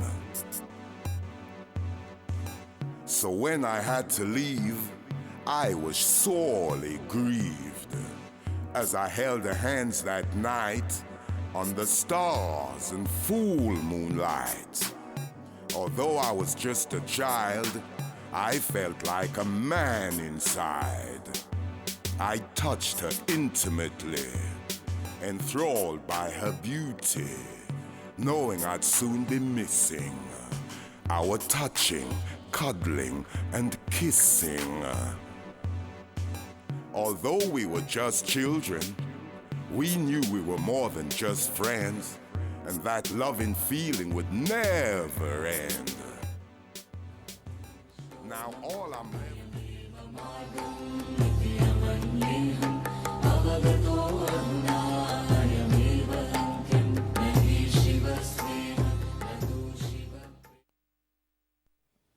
Love has become a relevant thing in human life only because human emotion is a strong aspect of being human being. In human life, emotion is a very powerful thing. Even in this day and age, though people think they're very intellectual, even today, their emotions are the strongest aspect. Yes or no? It's the most intense aspect of their life. They claim they're intellectual, but their intellect is never so intense, but their emotions are intense. Maybe not love, maybe not compassion, but maybe anger, maybe irritation. These are all emotions. So emotion is a very important aspect of being human. Now, we're only talking about what type of emotion do you want to have? Now, do you have a mind? Do you have a mind? Yes. Would you want it to be sharp or dull? Huh? Why? It works better that way, isn't it? Similarly, if you have emotions, do you want to have sweet emotions or bitter emotions? Sweet emotions. It works better that way, isn't it? So love means just that. You have transformed your emotions into sweetness. Now I want to be in love without emotion. That's a very European idea.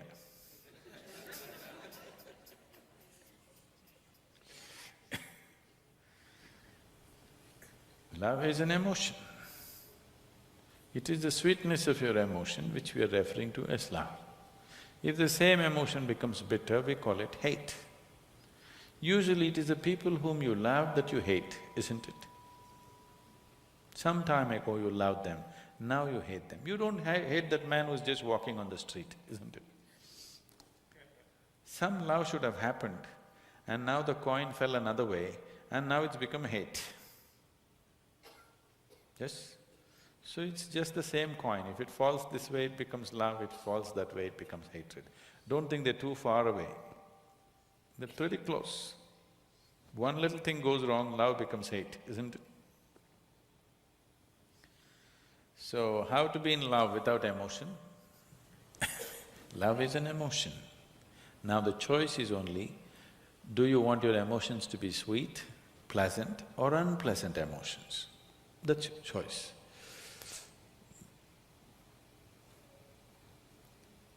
It's an obvious choice, isn't it?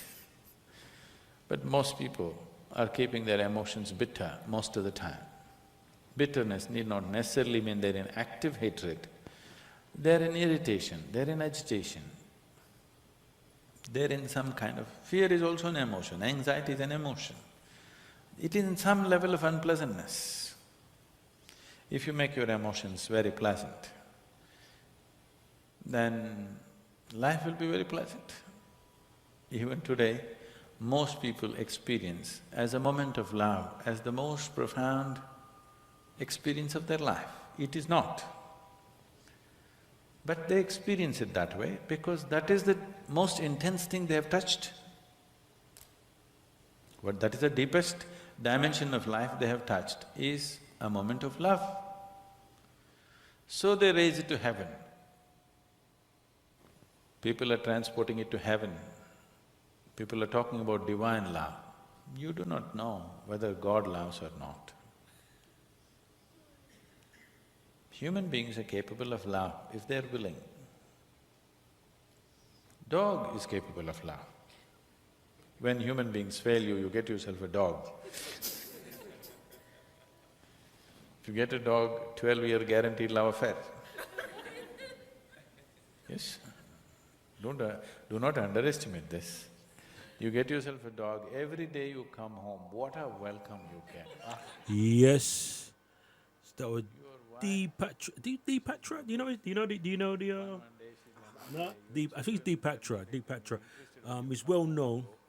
but your dog, You know, every day, he's what an excited welcome he gives you. I don't use a motivational speaker. He's more of an inspirational, very spiritual, and you know people always talk about him. You know, I know Tamara knows him, well, hear of him, and his stream works all the single time, and that's what it's about. It's about really opening up our mind to different kind of speakers, motivational speakers, inspirational speakers, you know, spiritual teachers, you know, whoever, you know, and just open up our minds to these individuals out there. So earlier on, we was playing the clip about mental health, and it was reason about but the whole thing about mental health. And while we're talking about mental health, we're having an event on the 6th of October. This is going to be at Redbridge Library. I'm expecting a lot of people to be turning up. It's more to do with well-being, and I know that I haven't got my I have to look at my phone for that. I've got it on my phone, but I know that we're going to have Melvin Barrett, who will be speaking, the whole thing about personal development. I know Jenny should be speaking about fibroids and how you can still look good at 50. Also, we're going to have Kinsu, who will be talking to truth to untruth, or untruth to truth, something like that, you know. And we open up some cans of words and I link the whole thing with mental health. Also, Sister Anne, we're talking about understanding the black man. Yeah. Also, we have Pauline, we're talking about slightly different, talking about pension trusts and wills. I have Lyndon, my good friend Lyndon, we're talking about diabetes. I also have Vasco, will be speaking about healthy food, looking at everything about food and health. I know Jam will be talking about the power of words. I might have missed someone now, I can't remember if I missed anybody out, but those will be definitely be speaking. And yeah, it's going to be a big event. Hopefully Tony will be coming in and join us and let us know some more information. Okay, inside the house we do have Huseyin inside the house. Huseyin, how you feeling, man? Alhamdulillah, I'm good. Thank you. good, yeah? Yourself? Yeah, I'm fantastic. Huseyin, when you're ready, you must read a couple more of your poems. To leave Pa as I would as soon as I could. As an academic pupil, I thought I'd escape via university. But the old man even thwarted that after killing my school life. Were there no one left in the world with a conscience, and the idea of human rights was seen as old-fashioned nonsense? Were the media to call my peaceful means acts of terror, and I was alone in this world upon my endeavour? Were people to spit at me in the streets and never listen to a word I say whenever I speak? Were they to try and make me turn my back, I could never let them, for they are the children of Adam, how can I forget them? Even if they were to hang me in Trafalgar Square, and I struggled to stay conscious out of fear, even when trying to find hope seems hopeless, and they drugged me up so much I couldn't even focus. Even if they gave me a choice between London Dungeon or the stolen wealth of the Tower of London, were they to try give me amnesia, I could never let them, for they are the children of Adam, how can I forget them? If I ever lived when kindness was seen as a weakness, and I was the only one left who believed this, if my cause was seen as a type of mental illness, and I became a pariah in my community because I feel this, if my body was so exhausted I could barely move, and the only options put in front of me was quit or lose, then they offered to put the sun in my right hand and the moon in my left. Still they are the children of Adam. How can I forget the oppressed? Boy, that's powerful, man. Yeah, it's very, very powerful. The reason I wanted to recite that one, it's not actually in the book, but it's just, I won't go into details, but I'm as you say earlier, I'm an activist, and I'm considered quite radical in some circles, and I've been attacked. I had trouble in university. We was bringing all sorts of different groups into the university, Palestinian groups, Pan-African groups, the All African People's Revolutionary Party and the African People's Socialist Party, and they didn't like this, so they've tried to get me out, and since then involved in other things that I've been really chased out. So I just feel like making it clear that you will not silence me. Okay then. Fantastic. Okay then. You know, you're saying these are revolutionaries. I chose bad instead of good. Without a job, it was inevitable. The rent would be in arrears. Hence my descent into robbery, to wipe away my fears. I said, do it. I'll only do it just the once, simply to pay the bill. Then I'd get right back on track, using my legal skills.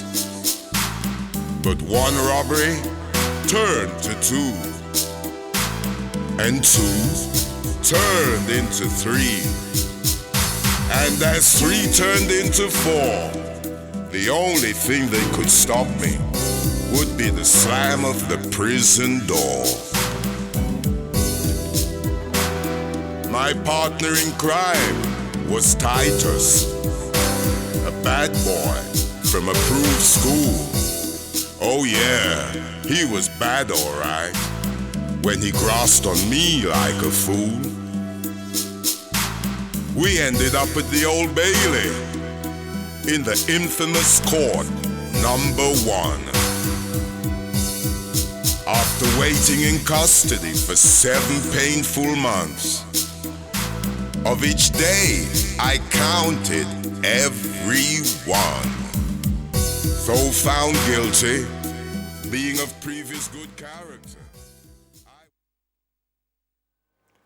Bun the gun, vibes not knives, she wept. Under the pale moonlight, she lost her son, her only child, and she continued to weep all through the night. All of a sudden, she felt alone. How could her son be killed out here on road? And it seemed like her husband didn't care, but he was just trying to stay strong for her. After she raised him all on her own, taught him all that she did know, and another youth pulled her leg, then pulled the trigger. Now she'd lost the only thing she lived for. To the hands of God he was delivered. That dark, dark night she cried a river, then she looked to the sky and felt a shiver. That's when she knew that God was with her. So bun the gun, vibes not knives, this a dedication to those who lost their lives and their mums and wives. Just think of all they could have done if they were still alive. Bun the gun, vibes not knives, our younger split into different tribes. The system wants to see us divide in the jungle of the concrete high rise. It started with a bad look, now neither wants to act like they're shook, but it ended with another kid getting juked. It ended with another life being took. Damalola was killed, only 10 years old. Anarka Pinto on Tottenham High Road, Nas for being in the wrong postcode. It took 5 youths to murder Kojo, and I don't know the reason for this grieving. Why is a youth on the floor bleeding, leaking as the Lord takes his soul? Another youth swallowed up by the road, so bun the gun. Vibes not knives, this a dedication to those who lost their lives and their mums and wives. Just think of all they could have done if they were still alive.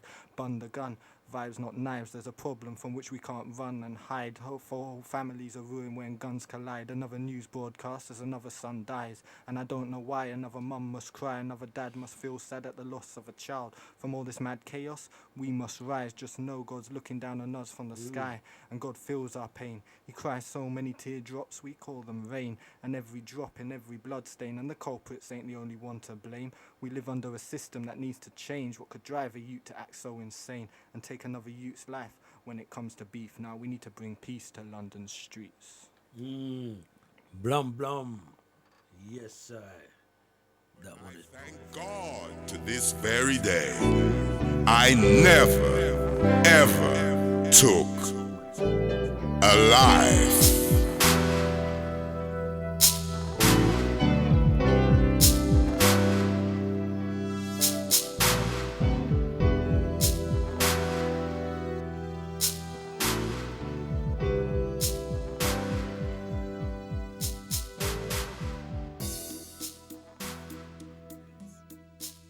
These chemical messengers move across a tiny space called a synaptic gap and attach to another neuron. This triggers the neuron to produce its own impulse. In this way, impulses spread across the brain. Problems with this process may result in brain disorders known as mental illnesses. All the causes of mental illness aren't known. However, a number of factors may contribute to it. Some of these factors are a family history of mental illness, which can be passed from parent to child through genes, severe emotional or stressful life events, or a head or brain injury. Other factors may include health problems such as heart disease, problems with other chemicals in the body called hormones, drug abuse and addiction, and an imbalance of chemical messengers in the brain. When there is an imbalance of chemical messengers in the brain, neurons may have trouble passing messages between each other. The most common chemical messenger is glutamate. It increases the chance that an impulse will form in other neurons.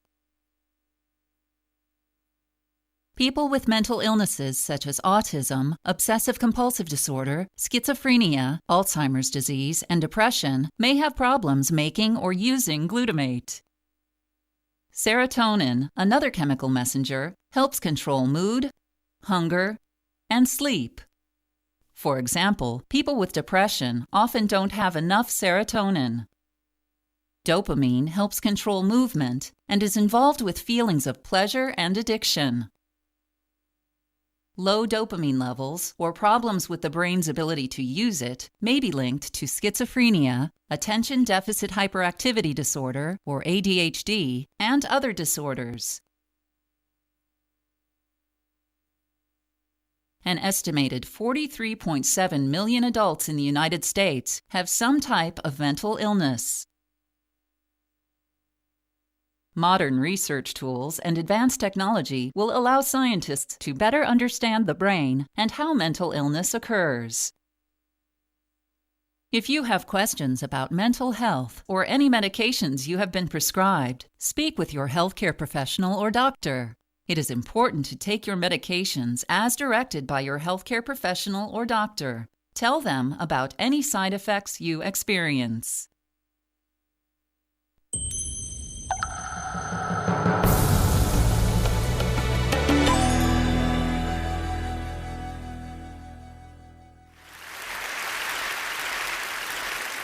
In the mid-90s, the CDC and Kaiser Permanente discovered an exposure that dramatically increased the risk for 7 out of 10 of the leading causes of death in the United States.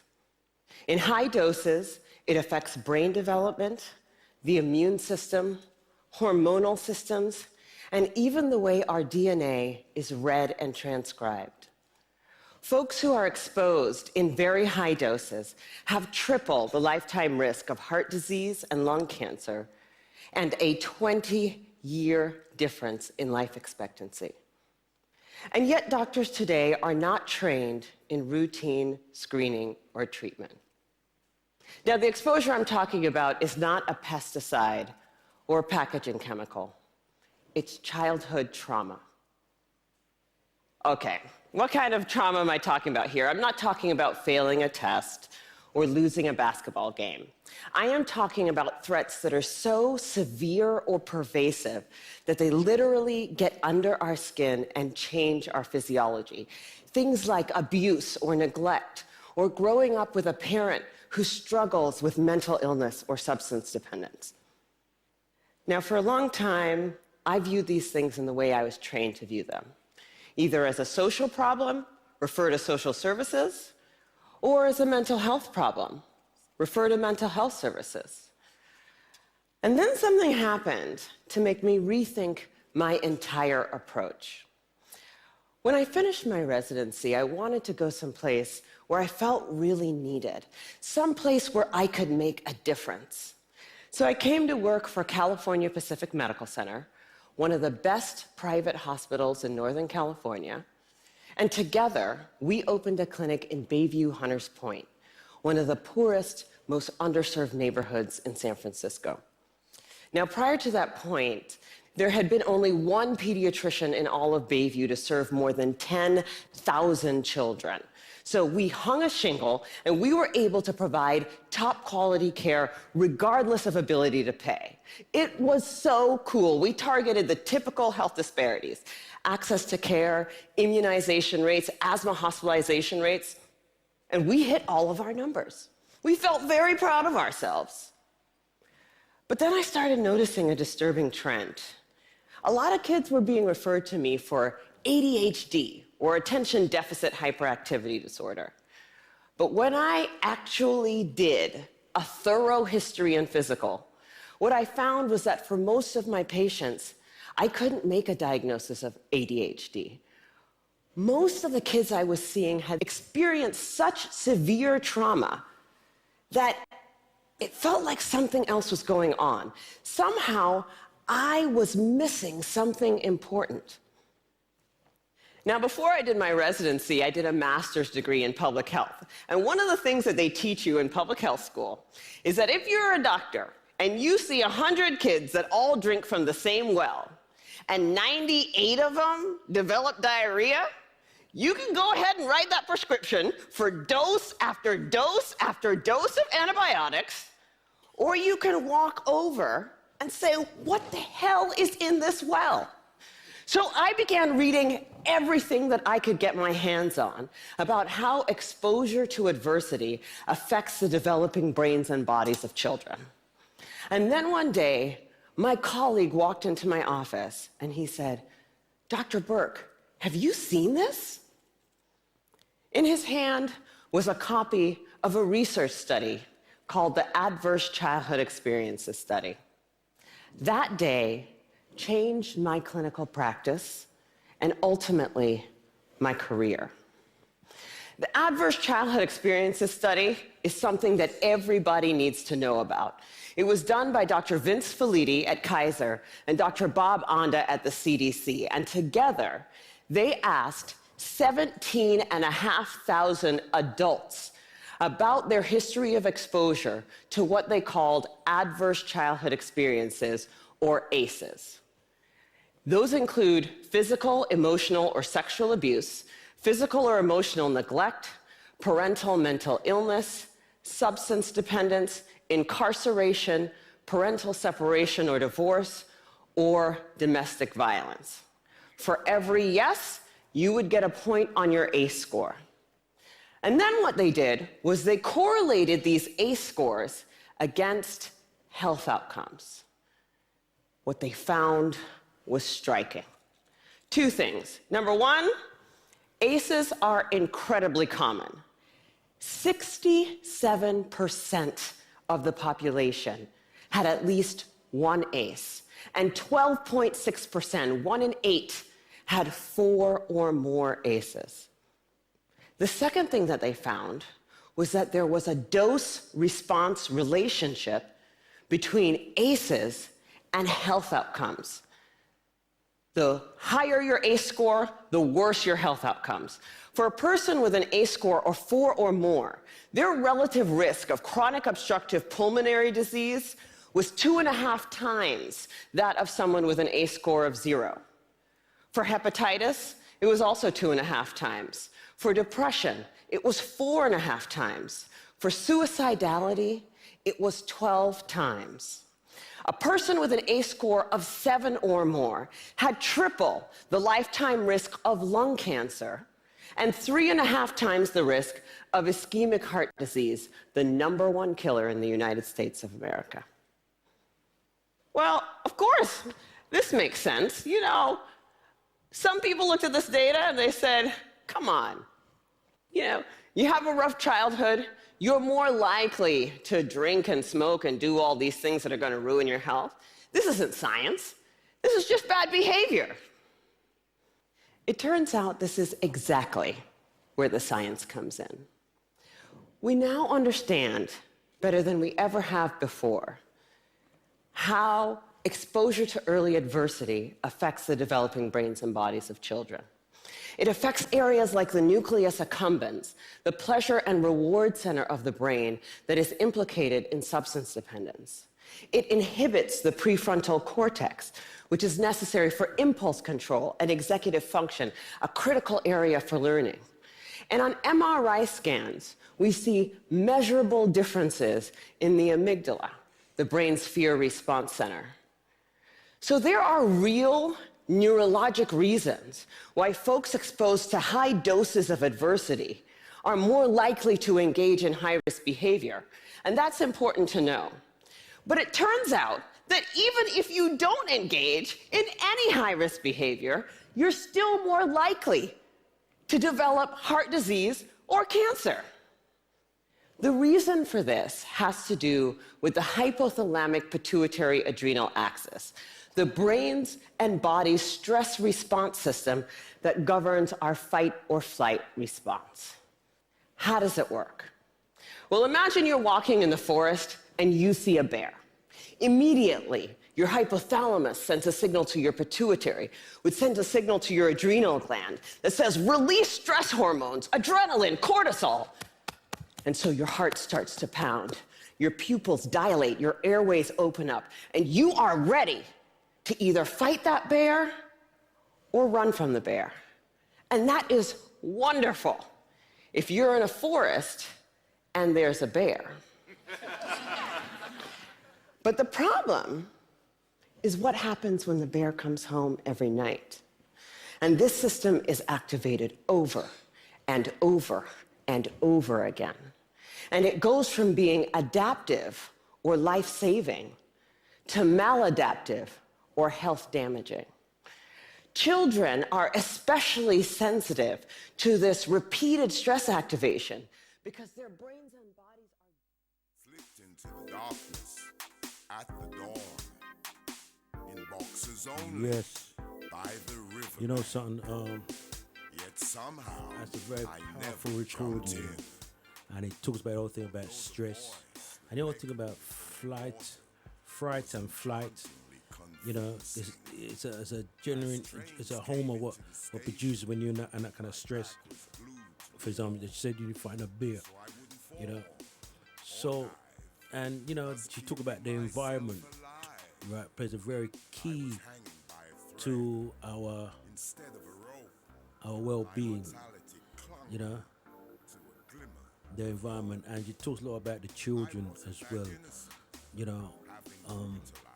That's why I say to people that, you know, there's so much information out there, and you know, we need to do our research and read up and what's up. Huseyin, what do you want to say to what you heard from the I think it's very interesting on the link between the mind and your physical health. One of the things I was taught actually in university was the link between your environment, as in whether you're in nature or in the city, and the effect that it has when you're seeing grey. As human beings, we're not supposed to see grey everywhere. We're supposed to see green, supposed to see plants. And one of the reasons you go to a wealthy area, they have grass, everywhere and a lot of parks and country walks is that it does have a very strong effect on depression. What's that? Say that again. One of the reasons in the more wealthy areas, if you go somewhere like Barnet, I lived in Barnet for a year for university, and there's a lot of parks there, and that's because greenery has a good effect on your mental state, whilst seeing grey actually causes depression or helps to cause depression and concrete. Well, you're absolutely right.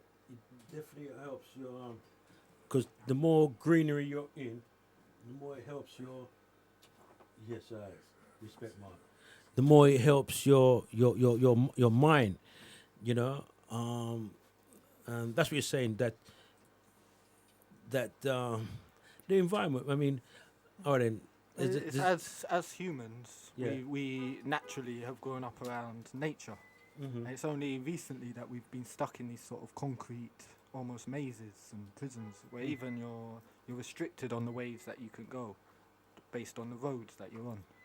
And it does have a very strong effect on your mental health. Same, I believe, with this is my own theory, not something I learned at university, but with the stars. When you're in the city, you can't see the stars.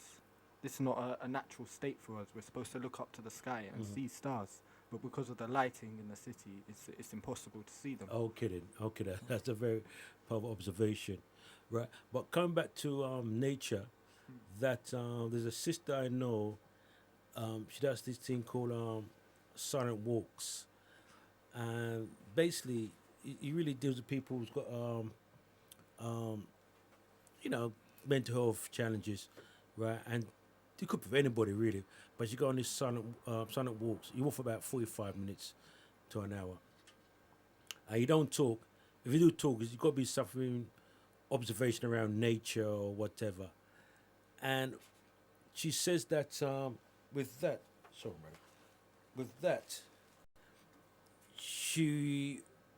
when people go out and walk there, it calms them right. You know, son, I was in the park, was it yesterday? I think it was the last day. They said they're going to be, the sun, last day of the summer thing there. It was this week. I think it might be Monday. I was in the park Monday. So I said, let me just soak up some sun. And I walk up and down the park and look at the trees and look up in the sky and, just taking my time and just relaxing, And we just felt calm. Just felt calm and good and feel alert, And as I'm saying, and I know Tamara's in the house, but you would agree that nature plays a very important part as our well-being. Plays a lot of part. Well, I'm gonna play a bit more of this lady speaker was playing Tamara stuff earlier on, and just make sure. I bet a few more hands would go up. Even in this room, this is an issue that touches many of us. And I'm beginning to believe that we marginalize the issue because it does apply to us. Maybe it's easier to see in other zip codes because we don't want to look at it. We'd rather be sick. Fortunately, scientific advances and, frankly, economic realities make that option less viable every day. The science is clear. Early adversity dramatically affects health across the lifetime. Today, we are beginning to understand how to interrupt the progression from early adversity to disease and early death. And 30 years from now, the child who has a high ACE score and whose behavioral symptoms go unrecognized, whose asthma management is not connected, and who goes on to develop high blood pressure and early heart disease or cancer will be just as anomalous as a 6-month mortality from HIV/AIDS. People will look at that situation and say, what the heck happened there? This is treatable. This is beatable. The single most important thing that we need today is the courage to look this problem in the face and say, this is real, and this is all of us. I believe that we are the movement. Thank you.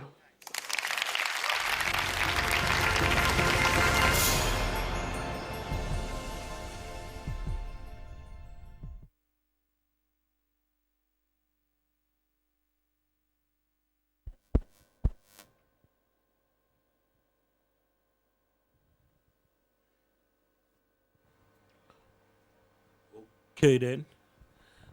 So Tamara's in the house, and he wanted to make a comment on what Huseyin was talking about. Yes, Tamara. Welcome, Tamara, inside the house anyway. Yes, give thanks and praise, Brother Dougie, for holding a great show at Bless FM. Give thanks to everyone at this radio station. Love to you, brother, over there. What's your name again, brother? Huseyin. Huseyin, yes, as you were saying about living in the city, how it has a very subliminal effect on us mentally, psychologically, you know, and the fact of the matter, yes, I identified with that instantly because, you know, I here living in London, I know I have London mapped out in my head, you know, so London become a part of me instead of the hills and the valleys and the rivers and the seas and all that being a part of me. Suddenly, you know, I'm sort of, you know, I'm I'm filled with all these streets and, you know, okay, and some beautiful parks as well, you know, gotta give it, and a few nice ponds in the parks, you know, but that's as far. But the real grandeur and glorious, you know, power of nature is really missing. You know, I become closer to something that's man-made rather than something that is God-made, and that separates me from my Creator, and it separates me from myself. And it even separates me from others, to be honest. This is why we find in the city we can be living next door and I don't even know your name and things like that. You know, I don't even know if you're sick or if you're dead or alive until there's a stink. Like what happened to a brother I knew. His name was Cat. He passed away and he was in his flat for about 3 months before someone raised up the stink and all that sort of thing. And he was a popular man, you thought he was. But this is what the Matrix does to us, you know, and causes us to never leave. We're looking for an escape out of this Matrix, but all the escape we find is the pubs and the clubs and the alcohol and the drugs and the violence, you know, all these negative, and yes, and absolutely, and many of us never leave the area or leave the city. You know, I've never been abroad and stuff like that. Not to say you never had the money. The Matrix has a very, very controlling effect on our minds. Yeah, absolutely, and and it's a negative one, certainly not a positive one. And I thank you for what you said about the stars, because I used to think the reason why I couldn't see the stars at night in London was because of all the pollution in the atmosphere. You said also something to do with the lights in the city as well. Yes, we get so many lights everywhere. Yes. It sort of blocks it out. If you go out to the countryside where it's dark in a completely dark field, then you can see all the stars. It's beautiful. You don't realize how much you miss it until you Yes. see it. Yes. Wonderful stuff. Okay then. Oh then, you want to read one more of your poem and let people know about the event, please? Yeah, I wanted to come back to something we were talking about earlier because it's to do with the nature as well. Yeah. I used to work for Mind in Haringey. I wasn't a psychologist, I was just looking after the building at weekends. But one of the projects that they do is growing. They do gardening, growing their own fruit and vegetable. And I thought it relates also to the gentleman who called earlier. Okay. And he was talking about growing your own food so you know what you're eating and you're eating healthy. And so it sort of hits both sides, like killing two birds with one stone, because actually the gardening has a good effect on your mental health. And then eating good has a good effect. Absolutely right. Absolutely right. You know, because in fact, I don't know if you're aware that I do some volunteer work with mine, you know. Once a week. Oh, okay. Yeah, so we took the gardening to understand, because they got a program where they have people do the gardening, and it's quite successful. It's quite successful, you know. It's quite successful. So, yeah, I'm quite familiar with what they do down there. Yeah. Okay. So I do the poem first, or? Yeah, do the poem first, yeah. Okay. Hi, I'm America. This is my letter to mankind. Your enemy, but we were friends at one time. We were one, you and I, with the trees and the animals. You didn't need material things, for our bond was more valuable. I supplied you with everything you needed to survive. You showed me respect, we were in love for a time. I love to hear your innocent laugh, I love to see your smile. You, me, the trees and animals were all entwined. That was our time. But then your evil side came across the seas in boats made of dead trees like a swarm of bees. Your symbol now the cross with which you killed your own god, and you killed yourself by the thousand in an orgy of blood. Covered me with concrete till I couldn't even breathe. If you'd listened with your hearts, not your ears, you would have heard me scream. Enslaved yourselves, I became a haven for your plantations. Went from being the most good to the most evil of nations. Sold me off in pieces like I was ever yours to own. Carved your face in the rocks and mountains, my bones. As you drilled holes inside of me to suck out my blood and use it for planes and tanks, your mechanical thugs. And used them for wars to create your empire's birth, made me the most hated of lands on the entire earth, built cities to pollute my air and rivers. I loved you so much, but now I don't think I can ever forgive you. So if I quake, it's you who's caused my heart to break. I can't defend myself any other way, and this is all I can take. My flag and national anthem are yours, not mine. They represent what you did, and what you did to me was a crime. And you blame me every time another bomb hits. Mankind, your internal conflicts are causing your conscripts to use me as an excuse to fight in my brothers Africa and Asia and strip them of their resources from my trees' paper. I was once in love with my people, but now this new you I just see as evil.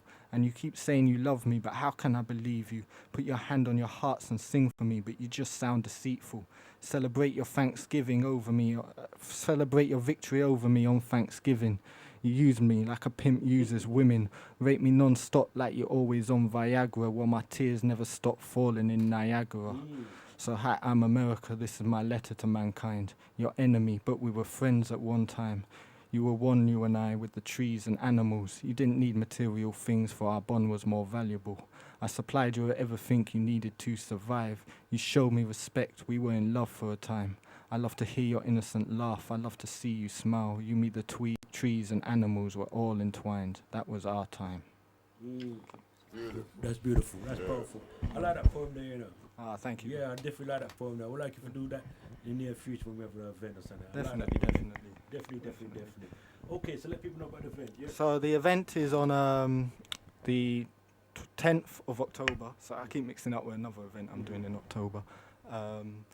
And it will be from 5 till 7 p.m. in Hornsey Library, which is in Crouch End in Haringey. And so our brother here should be hopefully performing as well. And we've heard quite a bit of his poetry already. And there'll also be Sister one Tracy. Sister Tracy. Did you see Tracy last week? Yes, Yeah, Tracy, yeah, she'll be doing so. And Dougie will be, or at least he's promised to be hosting the event as well. So hopefully I'll see you there, and it'll be great. Okay then. So you're saying, boy, when we say this is your life. Okay. Thank you so much for having me, Dougie. Thank you Cheers. very much. Take it. Really is a pleasure. Okay, so that Huseyin has going to move, and it really is a pleasure to have him here and just reason with us. And hopefully he'll be here again in the near future. Ereline. Ereline was my best friend, my cousin and girlfriend. I never ever had to pretend. We lived close together by the sea, on the beach of Lagon. I loved the beauty of her mind and skin, and her spirit deep within. That's my Ereline, childhood sweetheart and darling.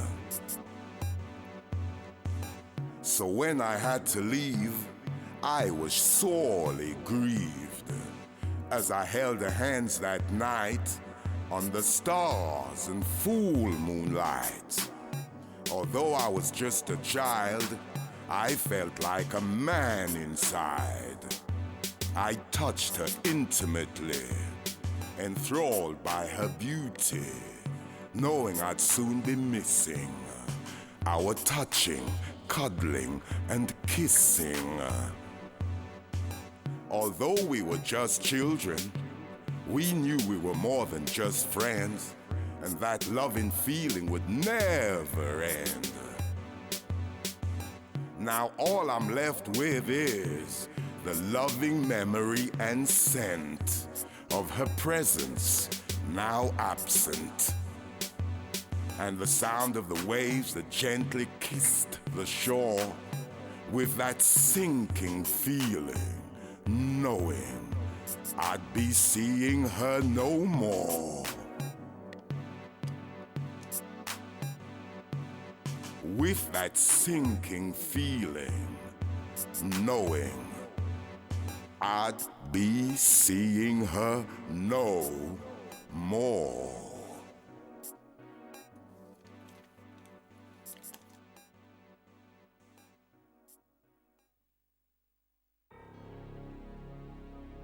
My heart was filled with much despair when I was summoned to L'Angleterre to reside with my parents, that was certain.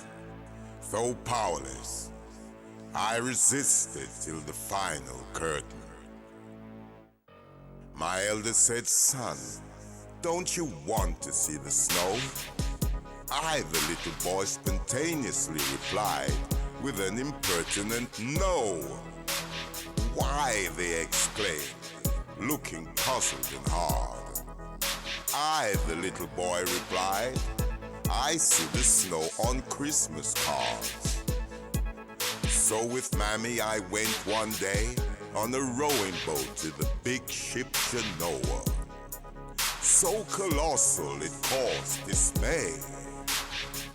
Venezuela was the first port of call as we cruised and sailed away. The sea was rough and filled me with fear. The food was not the same, oh dear.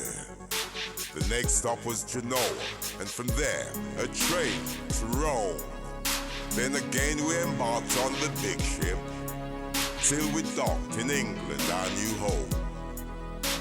Victoria, the underground, oh, it gave me such a fright. With windows that looked into darkness, as if day had turned to night. Where were the birds of color? The buildings, the clothes, so drab and gray.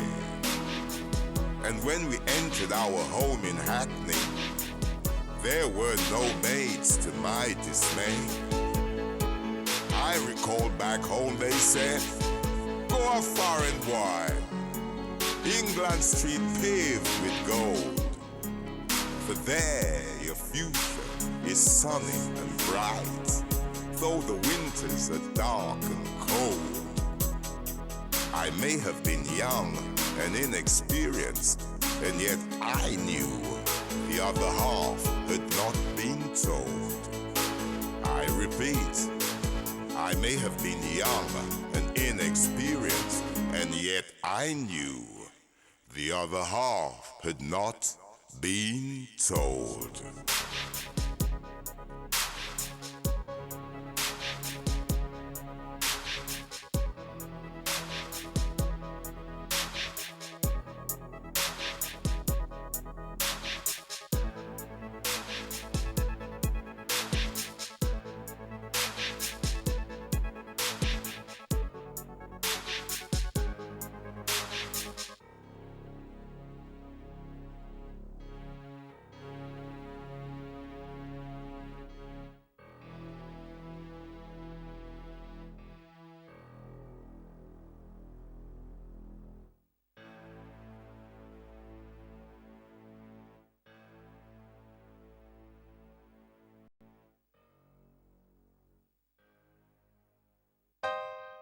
In London, England,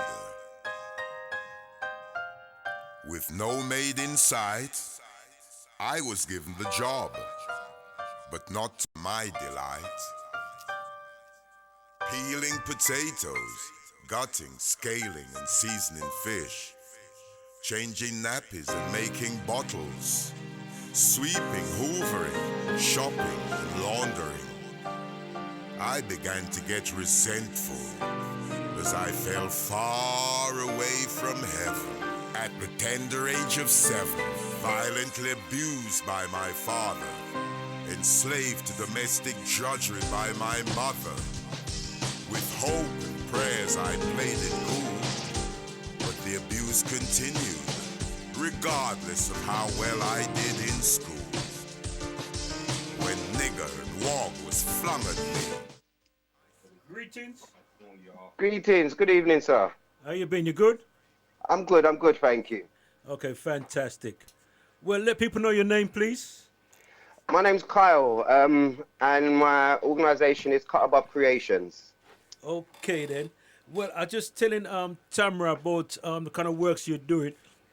Yes. Down in Dalston there, but at HCVS, isn't it, on a Tuesday? It's at HCD. Oh, HCD. I'm getting mixed up. HCD. That's the one on Square. Beach. That's on Beechwood Road. Yeah, CVS is on Beechwood Road, and Gillette Square is where they've got HCD. Oh. But where I'm actually doing the men's group is in Dalston Den, which is literally on the other side of the square. Oh, but on Gillette Square there, yeah? Yeah, in Gillette Square is where I've got the workshop, and that's where I run the workshop for children and adults doing the woodwork. Yeah. But on the Tuesday evening, I run the men's workshop down in Dalston Den, which is literally Kingsland High Road. Oh, so I'm getting mixed up still. I thought it was at HCVS for some reason, but no. No. I was telling someone, I was there the other, you know HCVS, innit? Yeah, that was the first time I met you, wasn't it? At the event down there. Yeah. Cause I was telling someone yesterday that you're there, and I got it mixed up and thing. Okay, then no problem. So tell me, son, well, how the project going, man? Because I've been hearing so much work. Well, from your talk about it, I know it's going pretty well. So how's it going, man? It's actually going amazing. The workspace, we had a open day on the 8th of this month, and my workshop was just packed all day. I had children in there, I had adults in there, all coming in designing their own templates and stencils, and all cutting them out themselves. Okay. So that's been going good. The men's workshop, we're onto the 4th week now, and I've got a regular set of men that come down. So yeah, that's going brilliant. Everything is, I can't complain at the moment. Okay then. And what made you, get involved or set up this workshop? What was the motivation behind it? Well, for me, growing up, we always had male role models around us. So whether it was at a youth centre or adventure playground, whatever, we always had somewhere where there was positive men around. Mm-hmm. Nowadays, where they've closed down all the youth centres, all the after-school clubs, things like that, the youths have got nothing to do with themselves. So therefore, they're getting into trouble. Yeah. The older people that are around them are not really getting involved with them. So I wanted to bring some men together that within our community that are either doing something. So whether you're in music, whether you're an artist, whatever the case may be, but even if it's you can cook, you can bring that to the table. Come down, we can have a discussion. Any problems that you're going through, any trials, tribulations, you can sit and talk about what you want. There's no judging. We don't look down on you because we're all going through our own thing. Yes, true. So very true. It's just nice when you can just have that space to say, all right, you know what, on a Tuesday evening, I know I've got a group of men that I can go and sit down and talk to, I can reason with, and we can just do things like that. From there, I now want to start bringing these workshops, bringing the young people that these men I've got in the workshop, bringing the young people around them. So then we can actually start doing woodwork projects. We can actually start building stronger relationships between them and all the younger people they've got around them. Okay then. And how long has it been going now, you said? You said it's going for... This is Tuesday was the 4th week. So we've been going for 4 weeks now. And how long is the project for? How many weeks is it? Well, the men's group, I'm looking to carry on every week. Every week, so it's continuously. Yeah. Okay then. Yeah. And the thing is that the reason why I'm quite impressed because I'm involved with a group. Basically, it's called Men with a Voice, and basically Okay. it's just men just come together and just bantering and just Yeah. unloading, let everyone let off and having fun and just getting together, just bonding as men. You know what I mean? Yeah. And to me, it's very, very important because what we find that I know Tamara would agree with me that men don't talk. You know what I mean? Like women would talk to their girlfriends, their friends, and Exactly. women would just talk to strangers, even. You know what I mean? Yeah. Right? Where men don't talk and resolve that now, we tend to the thing they say, Yeah. yeah, wall it down. You're not no wrong with Because you. if you think about it, the society and culture that we've grown up in, men have taught you got to man up. You got to be the man of the house. Yeah, You can't cry. If you cry, you look vulnerable. Yeah, yeah. But a lot of men don't realise being vulnerable is part of your strengths. You're going to learn from time. Yeah. It's stepping out of your comfort zone. Yeah. And that's what it's about. Tamara, you want to come in? Yes, this is why the male section, in our society are very, very mentally ill, basically, because of all this holding things in and holding it down. For years, it's affected us terribly, and it's reduced our capabilities of being proper fathers and proper husbands and Exactly. lovers and things like that, and even love of ourselves and proper servants of the Most High, most of all. Yeah. So we're completely caught off from the source by this attitude. It disables us. It doesn't enable us in any way whatsoever. And yet we're so insane, we think that's the best way to go through. It's amazing, isn't it? And we're slowly committing suicide, basically. It's Yeah. pressing the self-destructive button. Imagine that. Yeah, and that's why we need to, support and promote projects, especially something what you're doing, because Thank you. and especially from I do believe, 100% now, that men need to come together as men, and especially you talk about younger men, Yeah. should be among elder men, and just bond and just reason and feel comfortable, and as an older head you could say, you could drop some to wise words, and because I tell you something, right? You know what people want in the day? Just want to know that they're just being cared and loved. That's Yeah, all people exactly. want, Yeah. That's you could be the baddest man in the world, right?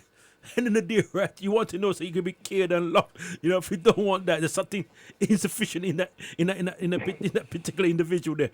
See, and yeah, that's all it is. Yeah, well, That's it. I mean, a prime example, I had my... Sorry, go on. no, Karen speaking. Go on. Yeah, no, I had my nephew down on one of our sessions, and not only did he learn from us, but we actually learned from him.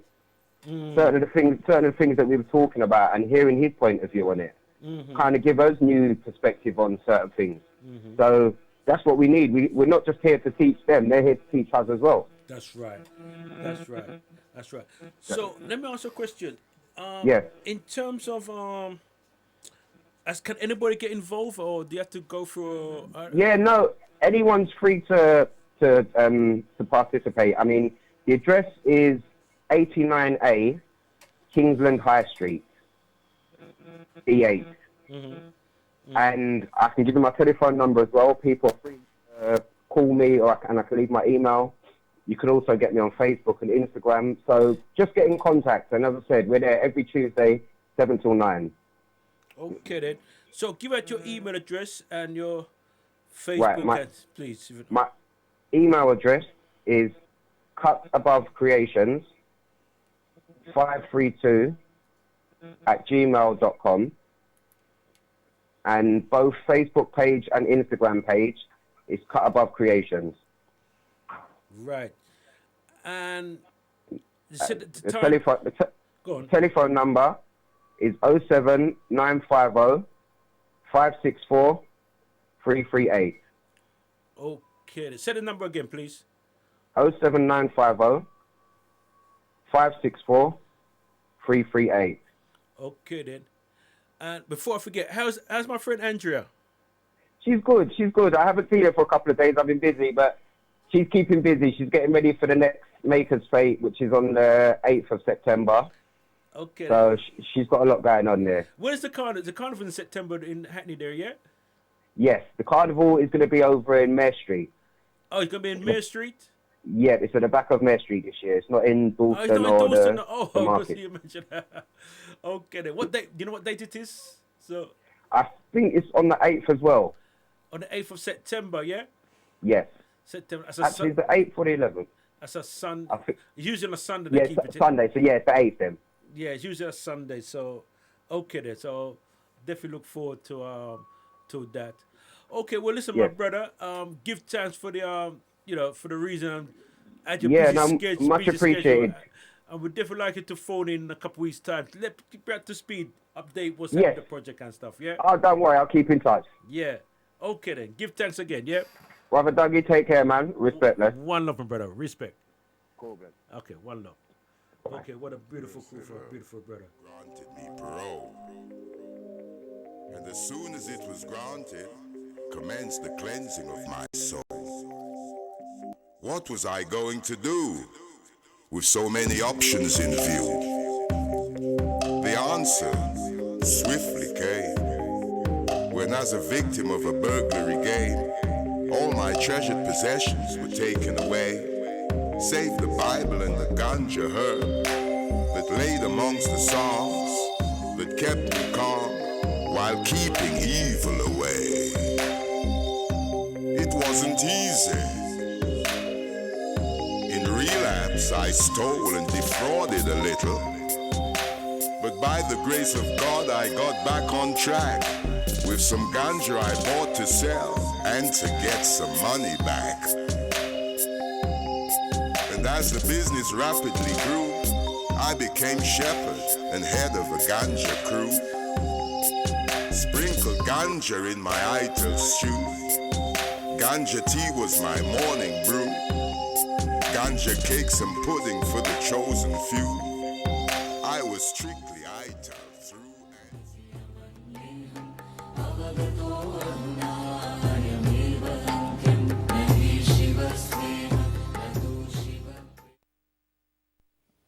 Love has become a relevant thing in human life only because human emotion is a strong aspect of being human being.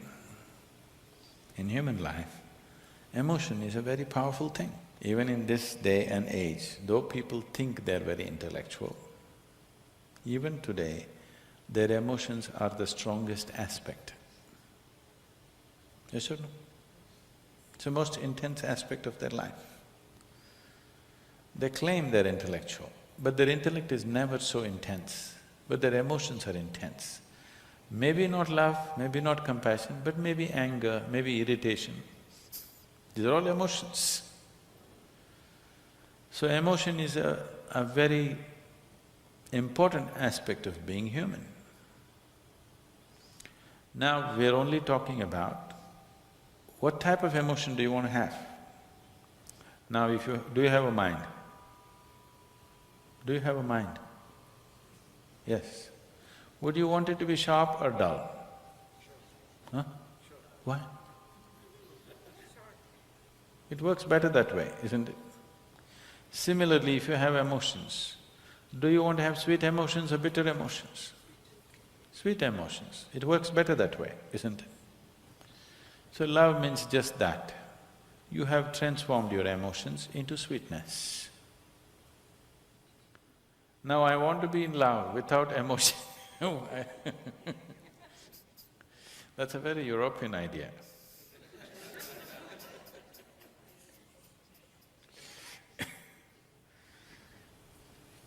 Love is an emotion.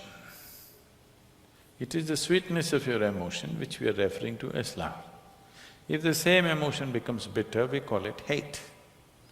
Usually it is the people whom you love that you hate, isn't it? Some time ago you loved them, now you hate them. You don't hate that man who's just walking on the street, isn't it? Some love should have happened and now the coin fell another way and now it's become hate. Yes? So it's just the same coin. If it falls this way, it becomes love, if it falls that way, it becomes hatred. Don't think they're too far away. They're pretty close. One little thing goes wrong, love becomes hate, isn't it? Yes, Tamara. Tamara now is a Deepak Chopra. What your plan's name? Deepak Chopra. Deepak Chopra. Deepak Chopra. Yeah, Deepak. Deepak Chopra. Chopra. Yeah, because I couldn't pronounce his name earlier on. In fact, I know someone said, I thought it was him, but I wasn't too sure. He did remind me of that day, seeing, you know.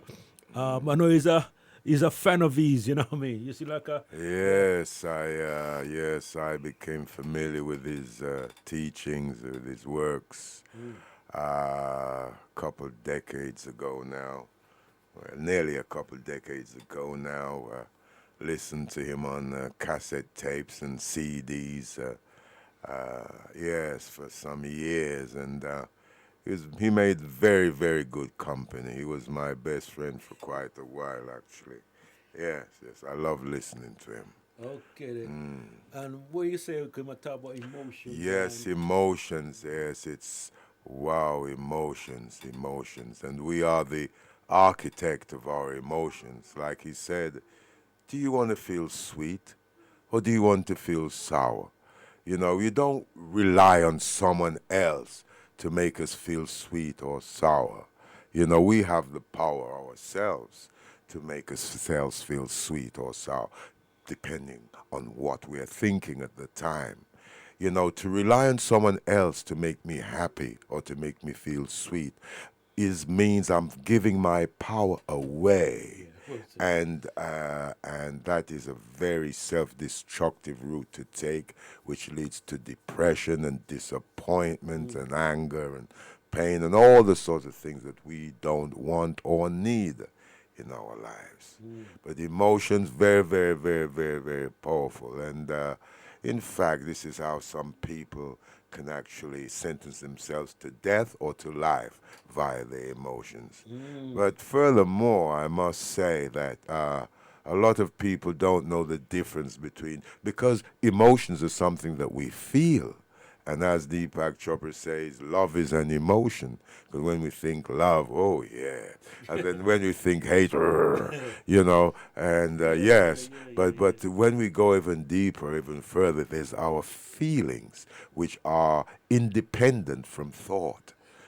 You know, they're independent. I could be thinking about something, my mind could be elsewhere, and yet a feeling will come through and say, Vanda, you know, well, in my case now, I'm called Tamara Gabriel. Tamara, get up and leave the building now. Don't even ask no question about it. This strong feeling of urgency and emergency. And so I said, well, where does this come from? I didn't think about that. And I get up and I leave the building, only to find that, yes, a fire started just a few minutes later in the building that devastated the whole place, and so on and so forth. You know, and it's many situations like that where the feelings override, where our feelings, and these feelings that override our thoughts, come straight from the Most High. They come straight from our Creator, from the spirits of our ancestors, whatever way you like to see it, but it's certainly they come from God Almighty.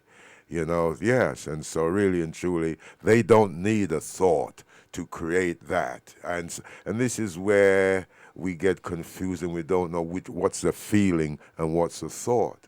But when I'm really honest with myself, I know exactly where my emotions come. I know exactly where my emotions come from, because I thought, well, I've been thinking a lot of depressing stuff today, so no wonder why I'm feeling depressed.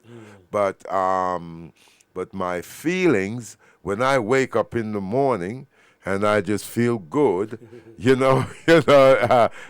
that is a direct link to the Almighty itself. And our feelings are a pathway to our soul, to our higher self, a higher being.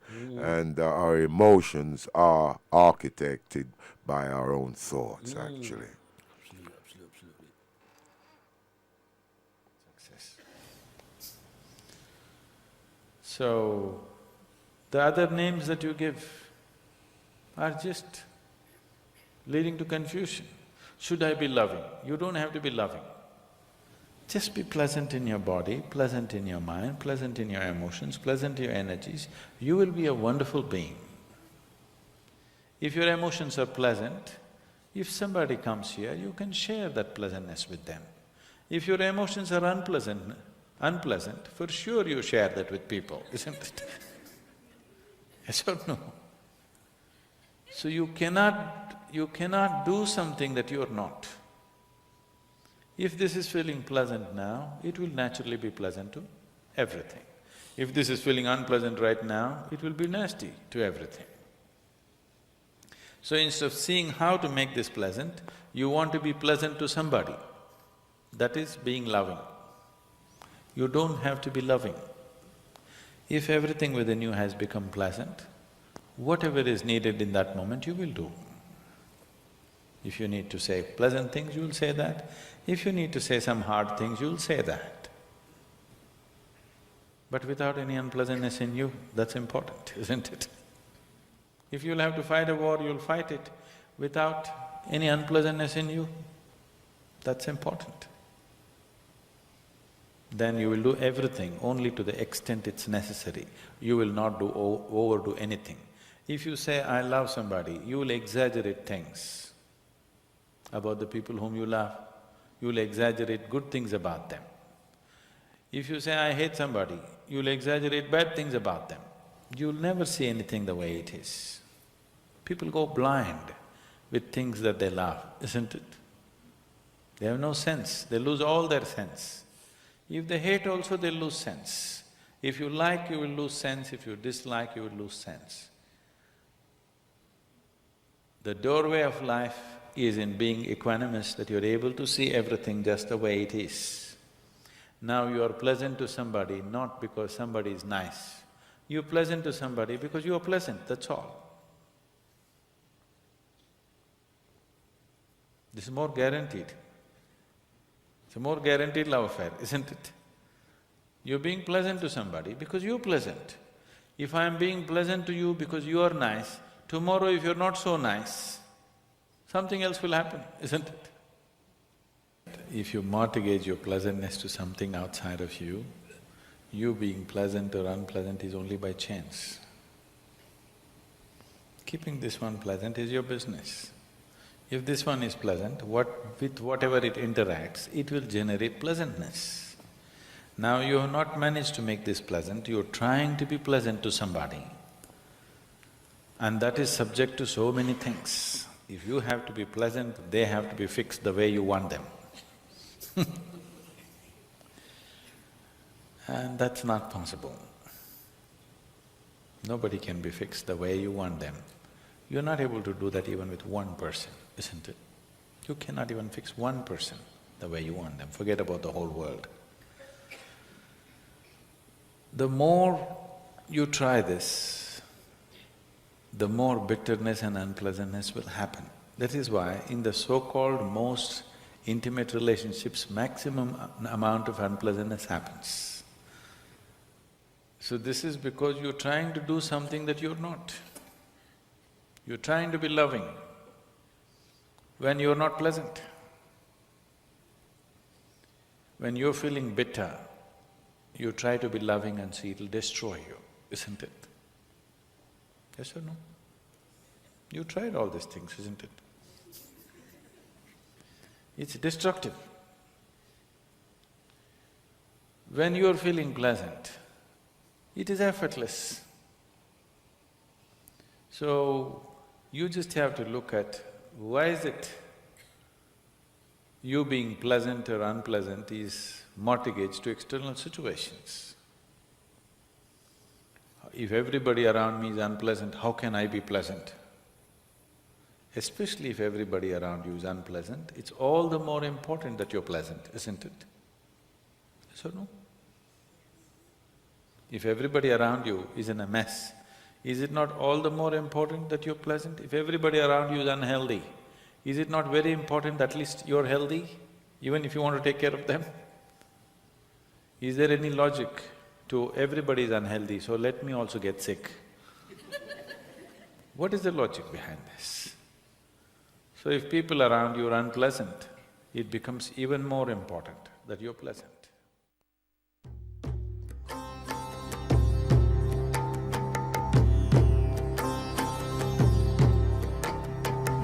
Shiv स्नेह लघु शिव प्रेम नोऽयं दयावान् Karunakar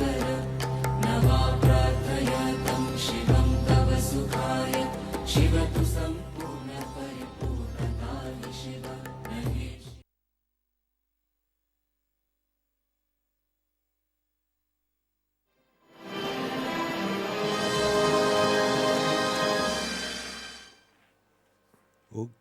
then. You or someone you know may have been diagnosed with a mental health problem, also known as a psychiatric disorder. This video will help you understand how the brain works in mental health and how problems can cause mental illness. You see, we not ease up on this subject matter at all. You know, we have come from all different kind of angle on this thing here. See, and we're serious about well-being. We had a brother earlier on. He's quite interesting because one of the things he's trying to do, he's a Muslim and he's trying to talk to many people from the Muslim community. The stigma, because there's a lot of stigma about mental health in the community and so forth. And he was saying that one of the things he was to team up with me and go into the mosque and have a big talk to Asian and Caribbean people and break the stigma, the ignorance about mental health, etc. Yeah, So, the foolishness. yeah, The stupidity of denial, the absurdity of it all. and yes, so peer foolish following, what's going on? Anyway, what we're gonna do now, because we don't have much time, we have the boss man inside the house there,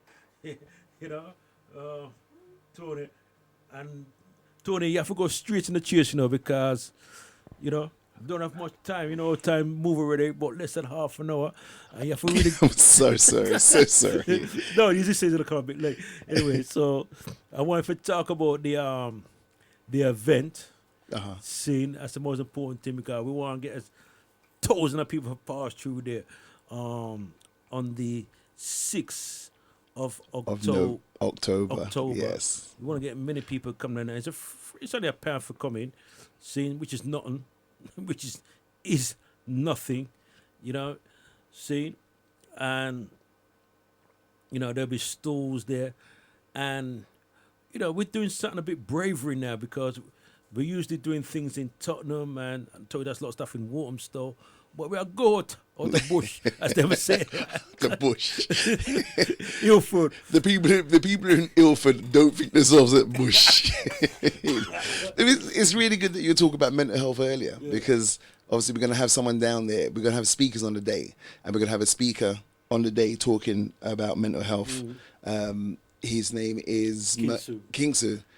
All right, Kingsu is going to be talking regarding mental health, and it's like he's a really, really good speaker. You sit down when he starts to talk, you have to sit up and listen. You know what I mean? You have to take notice. He's a very, very intelligent brother who's going to be like talking down there on the day, along with a few other speakers who are going to be speaking down there.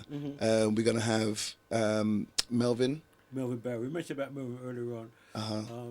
These things, Melvin's a man talk about everything, but every talking folks about personal development, because these things about the brain. Yeah.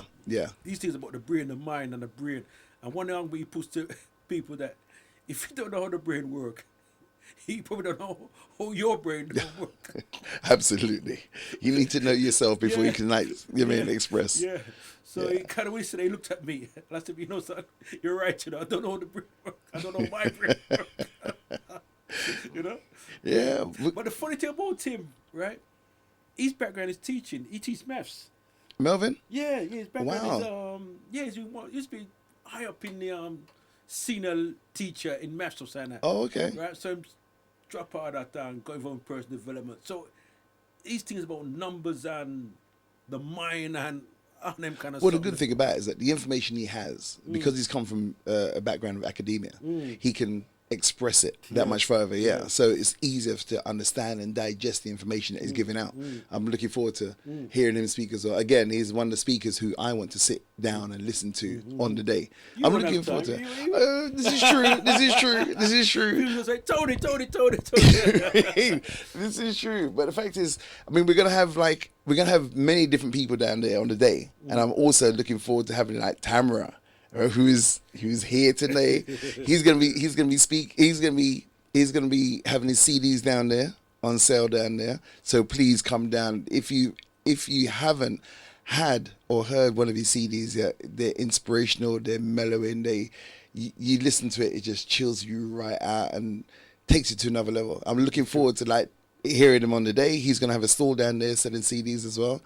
We're gonna be playing his stuff through the PA system, so subliminally you'll be getting the message. We're gonna pump it through to your brains. Definitely. Before you leave the place, you'll be like, Tamara, I must, why, ooh, I must find this brother. Ooh. That's how we're working the brain. Yeah, but like, yeah, the event's on the 6th of November for Black History Month. 6th of October. Yeah, for Black History Month. We're looking forward to having an event over at the Red Bridge. Jenny. Yeah, Jenny Russell. Yeah. Because she's quite well known in the health industry. And that she is. Kind of feel as well, from understanding. She is. She used to be like a personal personal trainer. That's right. Yeah, personal. Yeah. She's written a couple of books on. She's written a few books. Was it How to Make My Vagina Get a Mercedes? Mercedes, something like that. You're right. That was I think, if I'm not mistaken, it was on a red. That's right. Red.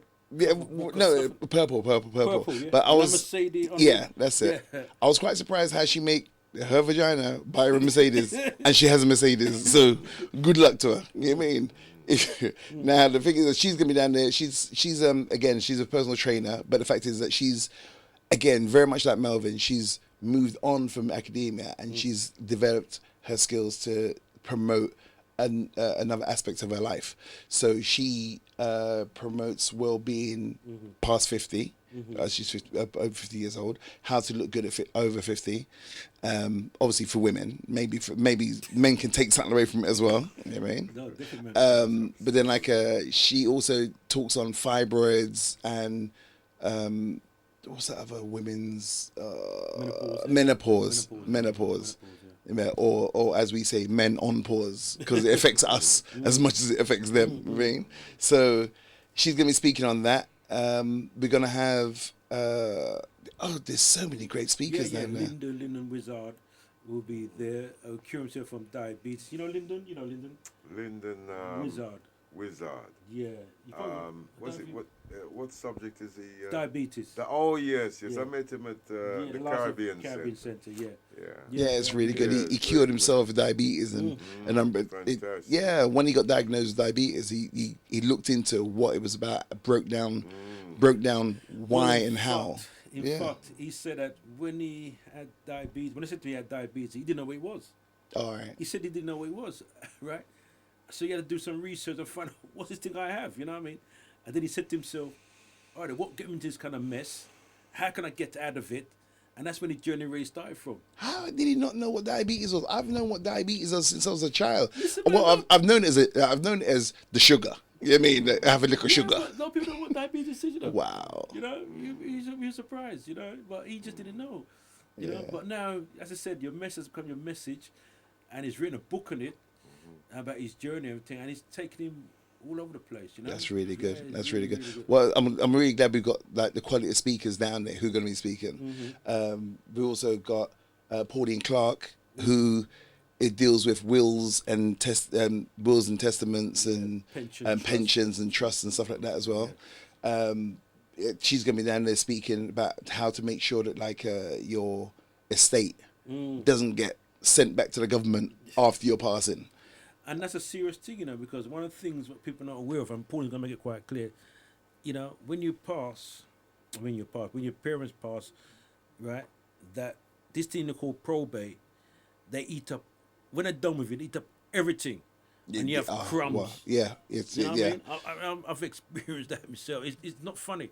And that's why it's very important to set up a trust and a will, especially a trust, you know, so everything goes back into the family. You know, look at the royal family. You know, for example, if who got married the other day was Meghan married Harry, yeah, and supposing Meghan decides to she want to get divorced and she want half of No, man. She's wrap up. She just wrap up. She Yeah. should wrap up. You know what I mean? Yeah, 'Cause yeah. everything goes back into the family. Whatever Well, the case may be, well, the family trust, you know what I mean? of That's what a course. family is, a continuous, you know what I mean? Yes, they can't sell off the family jewels. No, they can't. It's the family jewels. Our jewels. Our jewels. Yeah, our jewels. Yes, yes, Well, the thing is, if Megan was turn around and say, "Look, give me a divorce," well, look what happened to Diana after she asked for divorce. So you best think twice. You best make this thing work. But yeah, I mean, like with the probate things and everything else, that is, again, as you said, it's a really serious matter, and people can lose their inheritance, lose the family home. Oh, yeah. You know what I mean? The roof over your head, you can lose that if it's not in the right names, due to legalities, yada yada yada. It's crazy. So you got to. I mean, Pauline is like well versed on that. She knows exactly what she's talking about. Yeah, she is. She is. She's doing it for a little while, and she's been consistent. And you know, like she said, you got back to speed with this thing, because you know you got to research, and you have to be. Yeah, it's a serious thing, man. You mean? Yeah, definitely. I mean, the event is called Health, Wealth, and Heritage. I mean, also, sorry. Okay. I was sorry to button there, but you just reminded me of the fact that there's a lot of people actually who are passing away and they don't even have funeral expenses to cover. And it's such a popular thing. People fundraising for funerals, and some of these families think, "God, 5-10 grand, they got that. They drive a 10 grand car, and they can't afford, you know, and them and things like that, and they, yes, and they're fundraising for funerals. It's become a very popular thing. It was unheard of once upon a time. You know, it's sad to say. I mean, me and my mother, she's getting up in age. She's 89 years old. And she's been to a number of funerals for her friends and blah, blah, blah, right, over the years. And she wanted to make sure that we didn't have to go through that same problem you're talking about of the funeral expense and everything else. So we just now went down to the undertakers the other day and put down a plan whereas her funeral is now paid for. So when she passed, touch wood, we won't have to use that for a long time yet. You know what I mean? We won't have to cash in on that anytime soon. And I was kind of vexed at the fact that, you know what, Mum, why are we putting this money down and give this money to people so they can have it in their bank account when it should be in your bank account building interest. But at the end of the day, there's no telling when you're going to pass. You know what I mean? There's no guarantees. And if it puts her mind at rest now, so be it. You know what I mean? So that's exactly what we've done. So it's paid up. So all we got to decide now is what she's going to wear.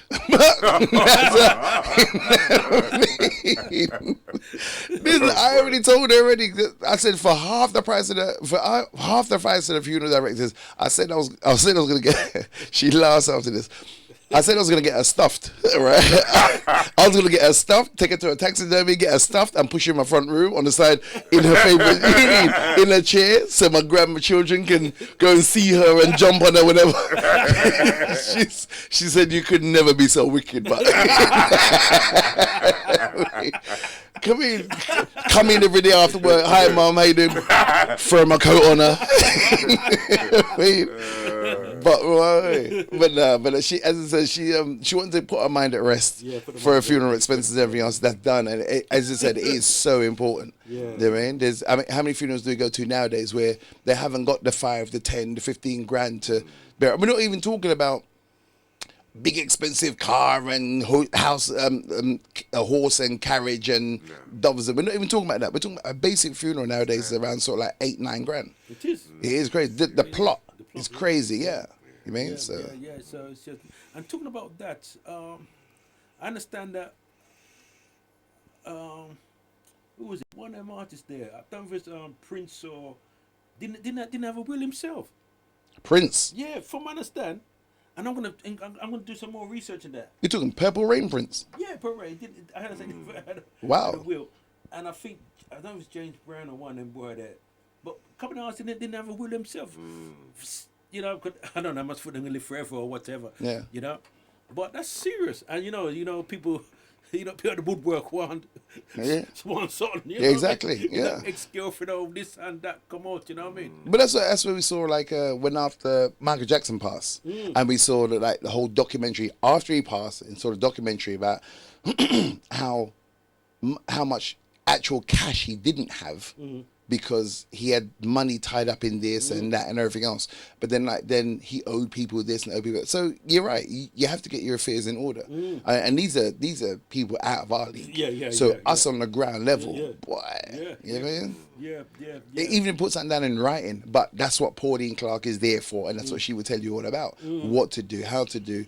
Just a simple will, just so long as something's there with your name and whatever on it and is written in. So there's people like her is going to be speaking on the day, and I'm looking forward to her speaking. There's a person called Jason, I can't remember his surname, but he does insurances and assurances, and he lets you know which policies are the best policies to have now.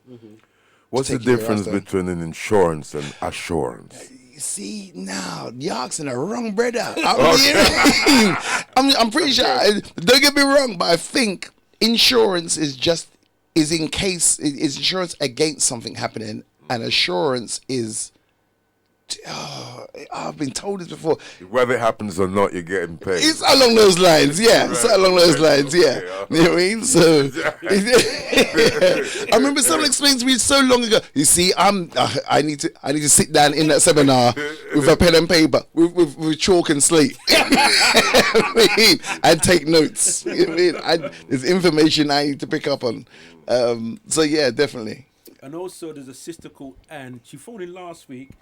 And she be talking about understanding the black man, you know, and she's done a lot of research, a lot of work. She in fact, that's her field. So she works with men, you know, and I don't know what I can't pronounce what title she has. Is it physiotherapist? No, Psychotherapist. Yeah. You know, some twisted words she have.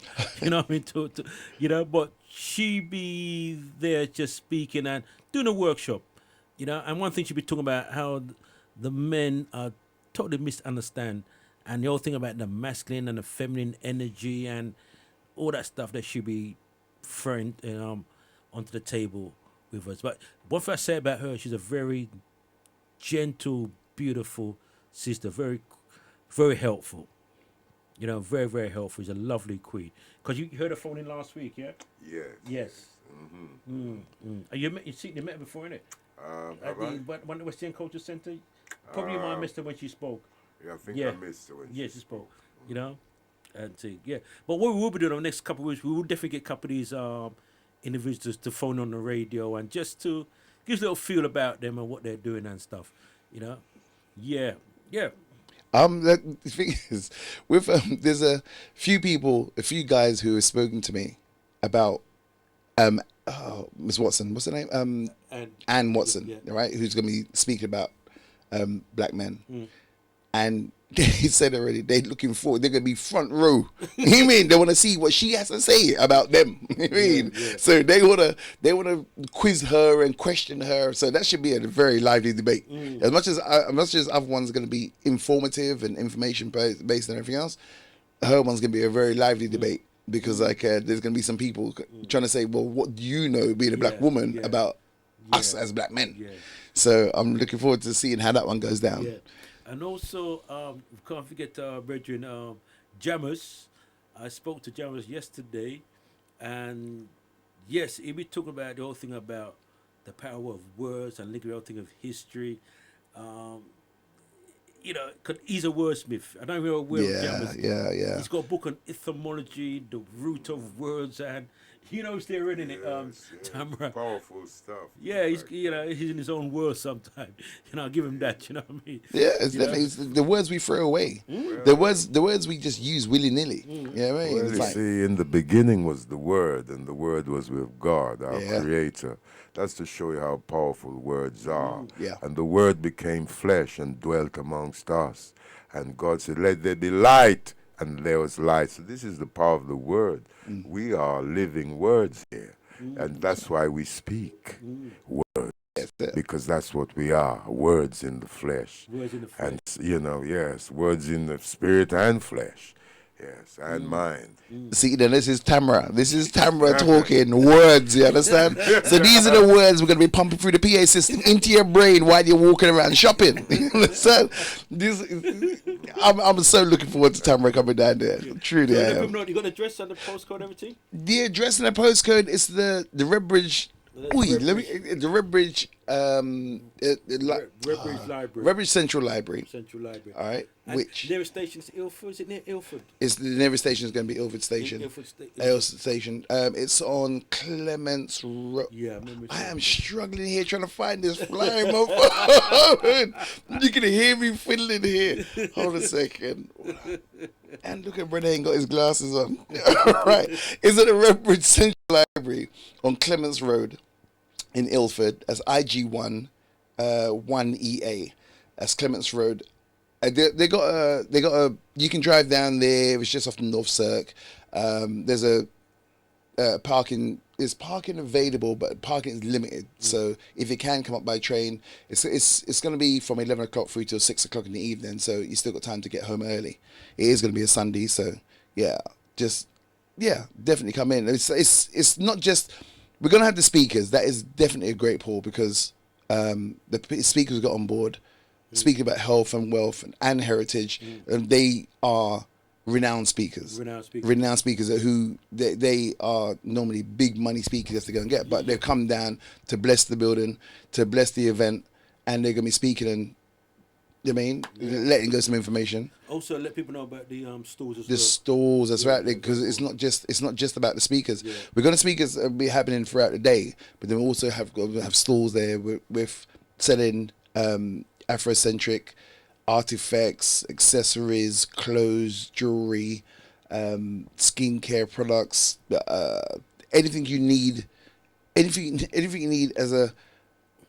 as a human being, just to get through life. You know what I mean? We're gonna try to have those things on display there and for sale there. We're also gonna have a couple of artists, not performing, artists who have painters and everything else, who are gonna be selling their artwork on canvases and print and everything else. So that's gonna be. There's so many things happening: food, drink. You know what I mean? Education. What more you want on a Sunday? You know what I mean? For Black History Month, what more you need? And that's why it's very important to come out of your family, because it's a family affair as well. Definitely, it's a family event. Family affair, and come out and network and meet people, meet different people, new people.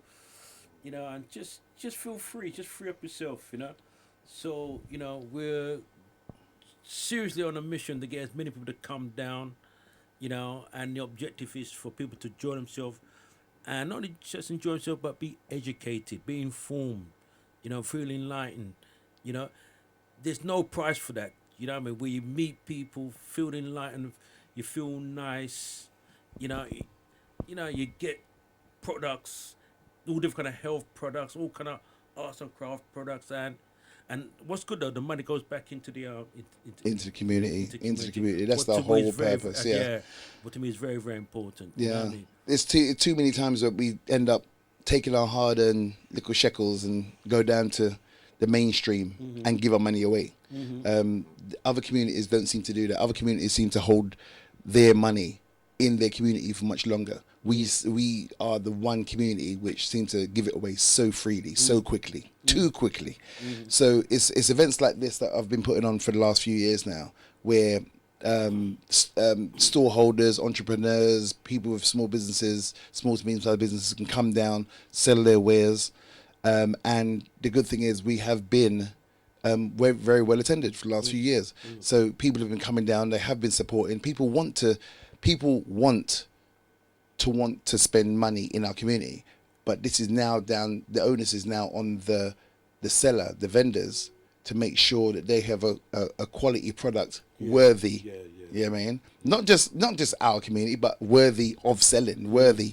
It's got worthy. You know what I mean? Is and customer service. We the customer service is so much more improved. Yes. Very quickly, T, how did the vision come about? I mean, how did you, I know you've been working this thing for a long time, And your background's photography? Yeah, the media. My background's in media, but like, it's only because like we haven't been. We've been working in media for so many years. I recognise the fact that we haven't really been represented in our best light, should we say. I mean, it's all well and good to turn on TV, black person stabbed this person and blah, blah, blah, and whatever. We hear that all the time, flowers on the street. And I mean, it's just annoying to me that we're growing up in a world where my grandchildren only know what they term as black on black violence. Yeah. It's annoying. I know I was brought up in a household where my mother and father stayed together until my father passed X amount of years ago, and it was love. You know what I mean? I grew up in a family of love. I have brothers and sisters. I love them. They love me.